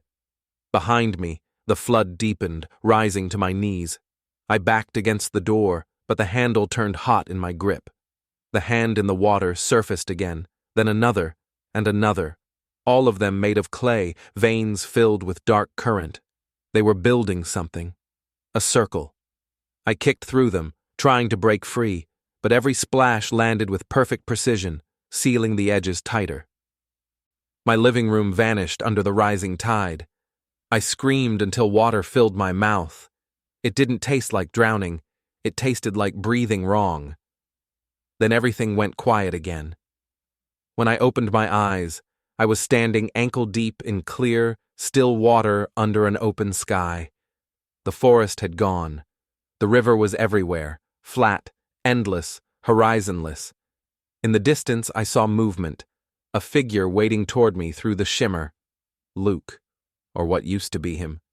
He smiled, skin glistening like wet clay. "Told you we'd balance it," he said. I looked down. The circle of salt around my wrist was gone. In its place was a mark shaped like a handprint, his. The water rippled around us. He pointed down, and I saw hundreds of pale faces beneath the surface, sleeping, eyes half open. Some smiled, some didn't have mouths. Luke's voice came again, inside my head this time. "Keep the circle closed, hold the river still." When I looked up, the horizon had changed. There was a shoreline now, a small bend of sand. Someone was camping there, two figures, laughing, splashing in the shallows.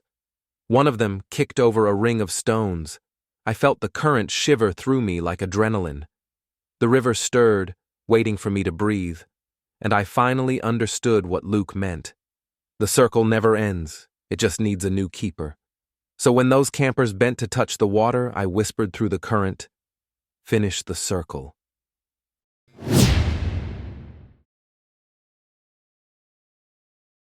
If you've ever worked geology field seasons in the Smokies, you know about the rain. It doesn't fall, it arrives. One second you're mapping slate seams under blue sky, the next you're inside a solid wall of water. It's half the reason I took shelter where I did that day. The other half is the sound. It hides everything you don't want to hear. My name's Mara, grad student, Appalachian State. I was running a solo rock density survey on a ridge the locals call Devil's Window. My advisor warned me the terrain was unstable, but I'd hiked worse. The first 2 days were textbook: granite, mica, trace pyrite, and then came the thunder. By the time I reached the creek, the downpour had turned the slope into a liquid staircase. That's when I saw it, a narrow gap behind a small waterfall, just big enough for a person. From the angle of the rock face, it looked like an overhang. I ducked inside to wait out the rain. The moment I stepped through, the sound changed. Outside, the waterfall was deafening, but from inside, it sounded distant, like I'd stuck my head underwater. The air smelled metallic, damp, but warm. I expected to see rock, maybe moss. Instead, I saw stone that looked wet but wasn't.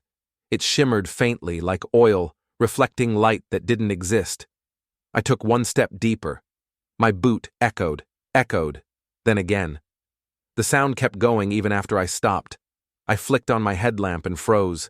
The space opened into a tunnel, smooth, arched, no tool marks. The floor wasn't stone anymore, but packed clay, oddly level, like a hallway. The deeper I shined, the more the light bent, distorting distance. Cave, I said out loud, trying to sound scientific instead of terrified. Unrecorded limestone formation. But I'd studied karst my whole degree. Limestone doesn't fold like that.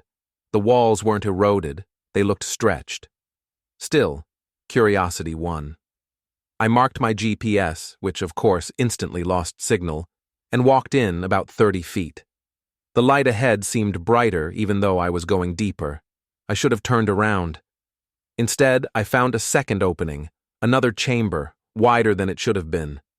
There was a campsite inside, no joke.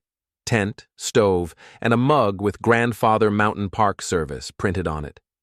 Everything coated in dust, untouched. My headlamp flickered across a folded map on a camp chair. I leaned close. The contour lines didn't make sense. Mountains intersecting, trails looping back on themselves, rivers flowing uphill. My pulse picked up. Someone staged this, I muttered. Old survey team, maybe. That's when I heard the first drop. It hit somewhere behind me, slow, deliberate, not from the ceiling but the wall. Another, closer, then a third, heavier, like something thick falling instead of water. I turned fast, beam swinging. The walls were sweating now, the oily film pulsing with light from my headlamp. Each drip left behind a mark shaped like a footprint, bare, narrow, pointing toward me. I backed up, heartbeat sinking with the drops. When my boot touched the camp mug, it tipped. The sound it made wasn't tin, it was glass, high and fragile. Something in the dark moved toward me, slow, patient. I saw only impressions, pressure in the air, folds in space bending as if invisible bodies were brushing against the tunnel walls. I turned and ran for the entrance. The air thickened, elastic, resisting every step. The mouth of the waterfall glowed faintly ahead, brighter than daylight. But when I reached it, I didn't step out into the storm. I stepped into another chamber, smaller. Inside was my own tent, my own stove, my own mug, still steaming, and dripping from the wall behind it, the water spelled a single word, letter by letter. Stay. The air hummed low, like a voice filtered through stone. I could hear the waterfall again, but now it sounded far away, distorted, like a recording slowed down. I whispered, "Where's the exit?" And the tunnel answered, in my own voice, just above a whisper, "You already left." The sound of my own voice echoing from the walls nearly dropped me to my knees. It wasn't just repeating me. It breathed like me, stuttering at the same rhythm as my heartbeat. I swung my light around, desperate for a seam in the rock. A draft of air, anything that said, outside. Nothing. Just that same oily shimmer coating every surface, rippling faintly like skin reacting to cold. I forced myself to think like a geologist again. If there's an echo, there's an opening. Airflow meant a way out. I crouched, crawled toward the faint hiss of the waterfall, but when I touched the wall, it flexed under my palm. Not soft, but responsive, like something pretending to be stone. "Just a trick of sound," I whispered. The wall whispered it back, pitch shifted, like it was tasting the words, "trick of sound." I scrambled backward until my shoulder hit something metallic. My camp stove, the one that was supposed to be back on the ridge. It was warm. The mug beside it steamed faintly. Coffee, my brand. I lifted it, hands trembling. It was fresh. "No," I said aloud. "I didn't. This isn't real." The walls sighed, exhaling a warm mist that smelled exactly like my tent back home. Rain, mildew, coffee grounds. The humidity clung to me, heavy and intimate, like a memory. That's when I noticed the map on the ground. It was the same one I'd folded that morning, only now new contour lines had appeared. Each bend traced my own movements inside the tunnel, perfect down to the footsteps. At the edge of the paper, an arrow curved back toward the center. Beneath it, in faint pencil, "Follow yourself." The sound of dripping started again, closer now. Not random anymore. 4 beats, pause, 3 beats, like knocking from the other side of a wall. I lifted my flashlight toward the noise, and something caught the light, a reflection, distant but distinct. Eyes, dozens of them, arranged vertically along the curve of the tunnel, blinking one after another like slow camera shutters. My voice cracked. "Who's there?" A pause. Then the answer, my own voice again, but not from the tunnel this time. From behind me. "Don't look at them." I turned anyway. The chamber behind me had deepened, stretching farther than it had seconds ago. A second figure stood near my tent, its back to me, hands tracing the walls like it was feeling for something. My first thought was that it was another hiker, but the shape was wrong. Too still, too exact. "Hello?" It didn't answer. It just mimicked my posture, tilted its head the same way, raised one hand. Then, slowly, it pressed that hand flat against the wall. The entire chamber shuddered. The reflection of that movement rippled through the stone like water disturbed in slow motion. Every surface began to flow, bending inward. My shadow stretched long across the floor until it touched the other version of me. When it did, the shadow stuck. I tried to pull back, but my feet wouldn't move. The other me turned its head, and I saw my own face, pale, wide-eyed, mouth open in perfect synchronization. "What are you?" I whispered. It smiled. My smile. "Echo," it said softly. "You left me here.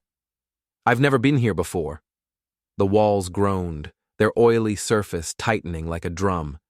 "You came through the water. You always do." The ground rippled under my boots. Every direction bent inward, converging toward a single point of dim light. The waterfall, far off, warped by distance.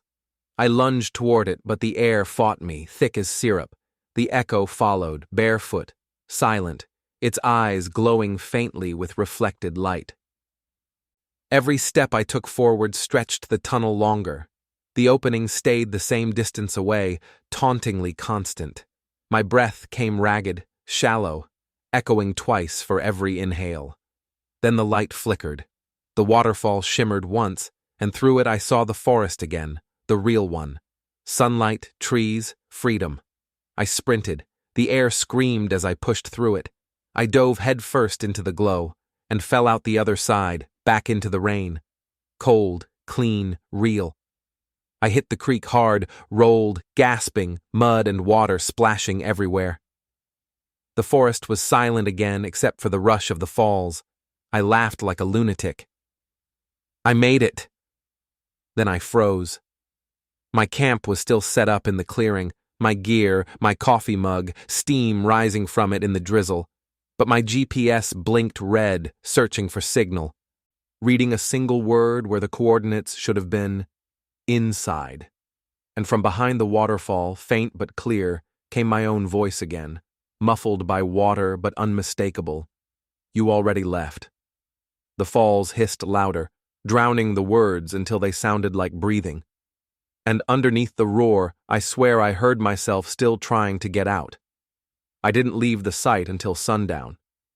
Every rational part of me screamed just go, but I couldn't, not with my tent still standing, my mug still steaming, and my own voice leaking out from behind that curtain of water.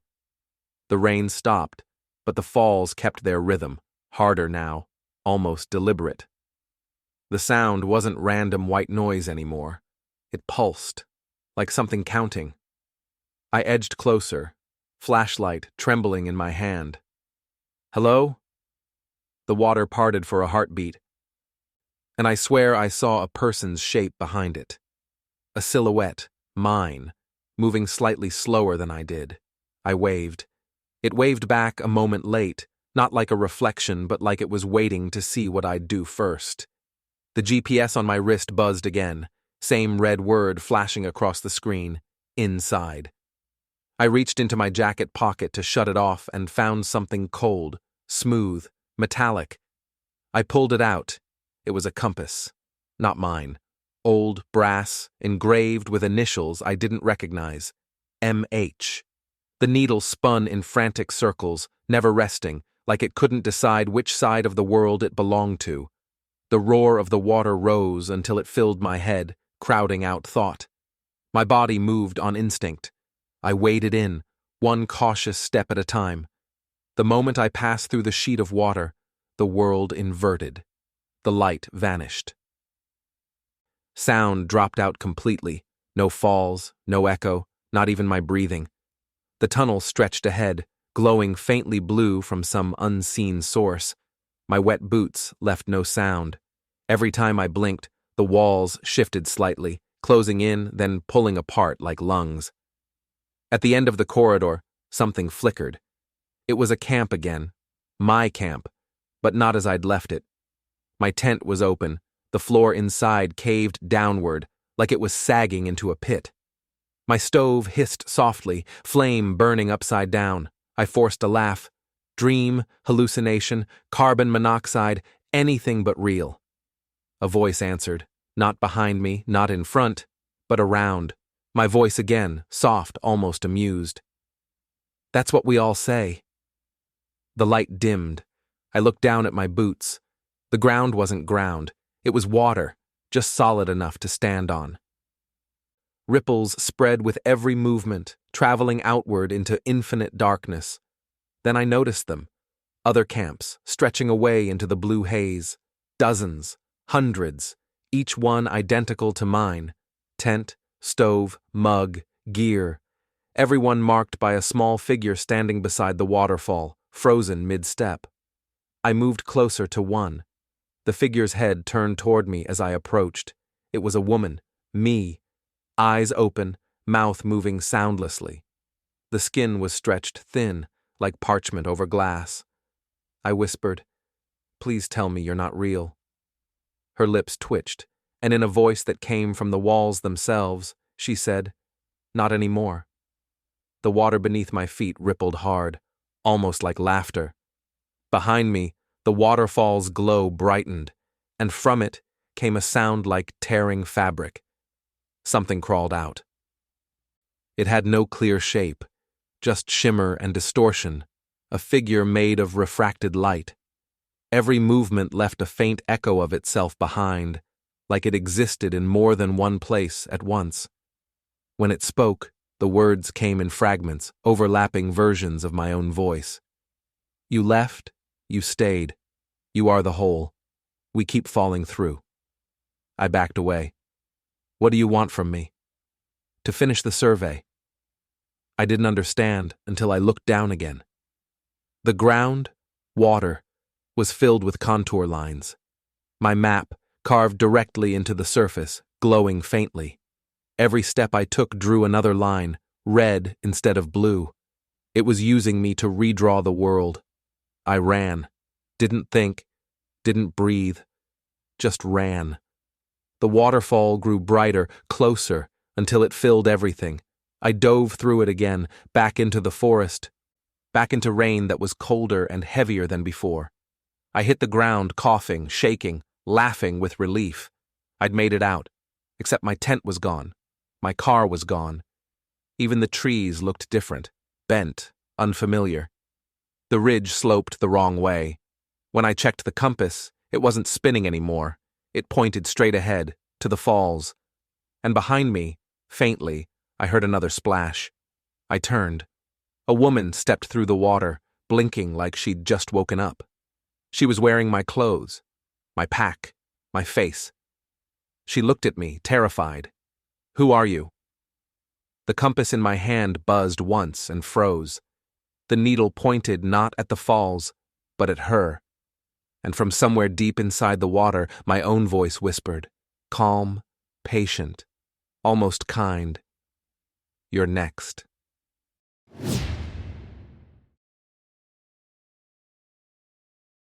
I'm a park security guard, been working night shifts off and on for a decade.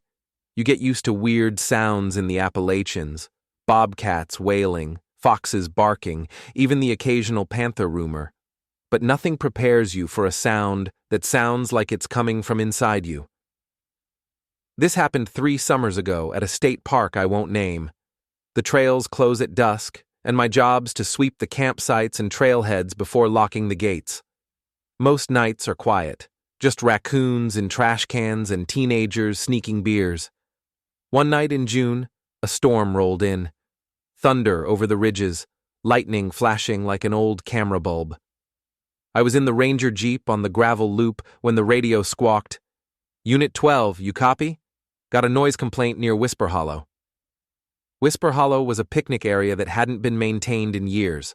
Flood damage, closed bathrooms, no lights. Locals still hike down there to fish. I sighed, keyed the mic, and said, "On it." By the time I reached the trailhead, the rain had stopped, but everything was slick and steaming. The woods were quiet. Too quiet. No insects, no frogs. Just that low, charged hush before the next round of thunder. Halfway down the path, I heard it. A scream. Not a fox yelp or a kid messing around. This was deep, layered, like a woman and a man screaming together. It rose up from the hollow, then cut off clean. No echo. I froze. Every hair on my arms stood up. The scream came again, closer this time, same pitch, same length, like a recording played at full volume. "Hello?" I called, shining my flashlight down the slope. "Park security, you okay?" Silence. Then a sound behind me. Bare feet slapping wet ground. I spun. Nothing. My own footprints glistened in the mud. Another scream, this one right in my ear. I dropped the flashlight. The beam swung wildly, catching trees, brush, the outline of the old pavilion roof through the leaves. I picked the light up with shaking hands. "If you're hurt, call out." No reply. Just a low hiss, like someone exhaling behind my neck. I reached the pavilion and found it exactly as abandoned as it should have been. Broken tables, vines creeping through the floor, moss-covered water fountain. But in the middle of the concrete slab was a puddle, perfectly round, steaming even though the air was cool. I leaned over it. The steam smelled like metal. Inside the puddle, my reflection shimmered, off by half a second, blinking too slow. Then the puddle opened its mouth. I didn't see lips, but I heard it. My own voice, screaming, echoing through the hollow. It was the same scream I'd been hearing all along. I staggered back, boots slipping. The pavilion groaned, wood shifting under invisible weight. Something moved just outside the circle of my flashlight beam. Long arms, pale skin, a head bent at an impossible angle. It let out the scream again, but this time there was no mistaking it. It came from its chest, from a mouth that wasn't there, raw and wet like torn fabric. I bolted for the trail, heart hammering, but every step I took the scream followed me. My scream, stretched, echoed, thrown back in my face like a threat. When I reached the first bend, the sound stopped. I turned back. The pavilion was empty. The puddle was gone. I wiped rain from my face, breathing hard. "Get a grip," I muttered. "Adrenaline, that's all." Then, from deep in the hollow, faint but clear, came my voice again. Not a scream this time. A whisper. "Stay." And the trail ahead of me bent, curving the wrong way, sloping back down toward the pavilion, even though I was sure I'd been climbing up. That's when I realized I wasn't following the trail anymore. The trail was following me. I tried to steady my breathing, but each inhale came back in stereo. Mine, then a half-second later, something else inhaling for me. The beam from my flashlight trembled over trees that shouldn't have been where they were. Trunks leaning across the path, moss slick like wet skin.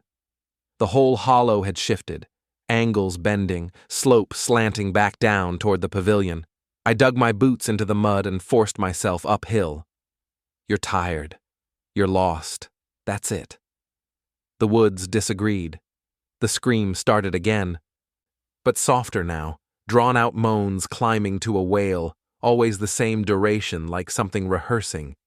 Then, in between the screams, came words in my voice. "Stay. Stay." I broke into a run, lungs burning. Branches whipped my face, rainwater stung my eyes.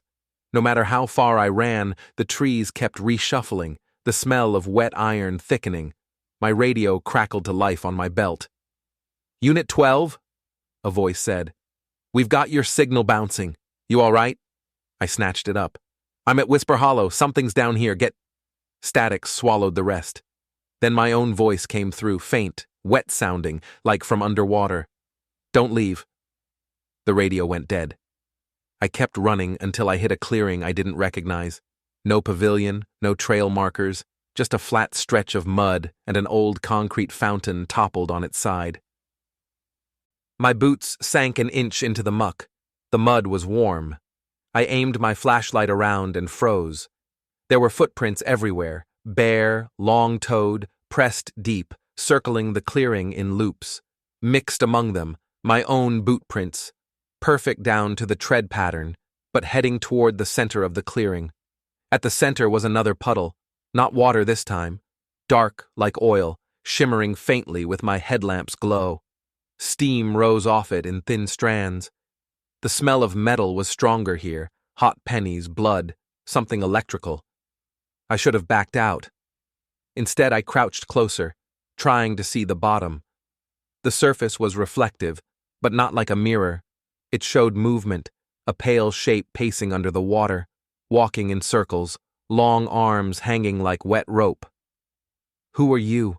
I whispered. The shape stopped, tilted its head up. Even through the oily surface, I saw my own face staring back. Then the puddle breathed, a deep, chesty inhale from nowhere. The mud under me quivered. My reflection opened its mouth wide and screamed. The sound ripped through the clearing, through my bones. My flashlight flickered, died. When it came back, something stood behind me. Tall, too tall, skin pale and stretched, no mouth but a hole in the chest where the scream poured out. Its arms ended in long, jointless hands that dragged in the mud. It reached for my shoulder, fingers brushing my coat. Cold. I bolted. My boots tore free of the warm mud with a sickening pop. Branches whipped my face, the scream rising behind me like a train whistle. Every time I stumbled, the sound shifted. My own scream now, recorded and thrown back at me at double volume.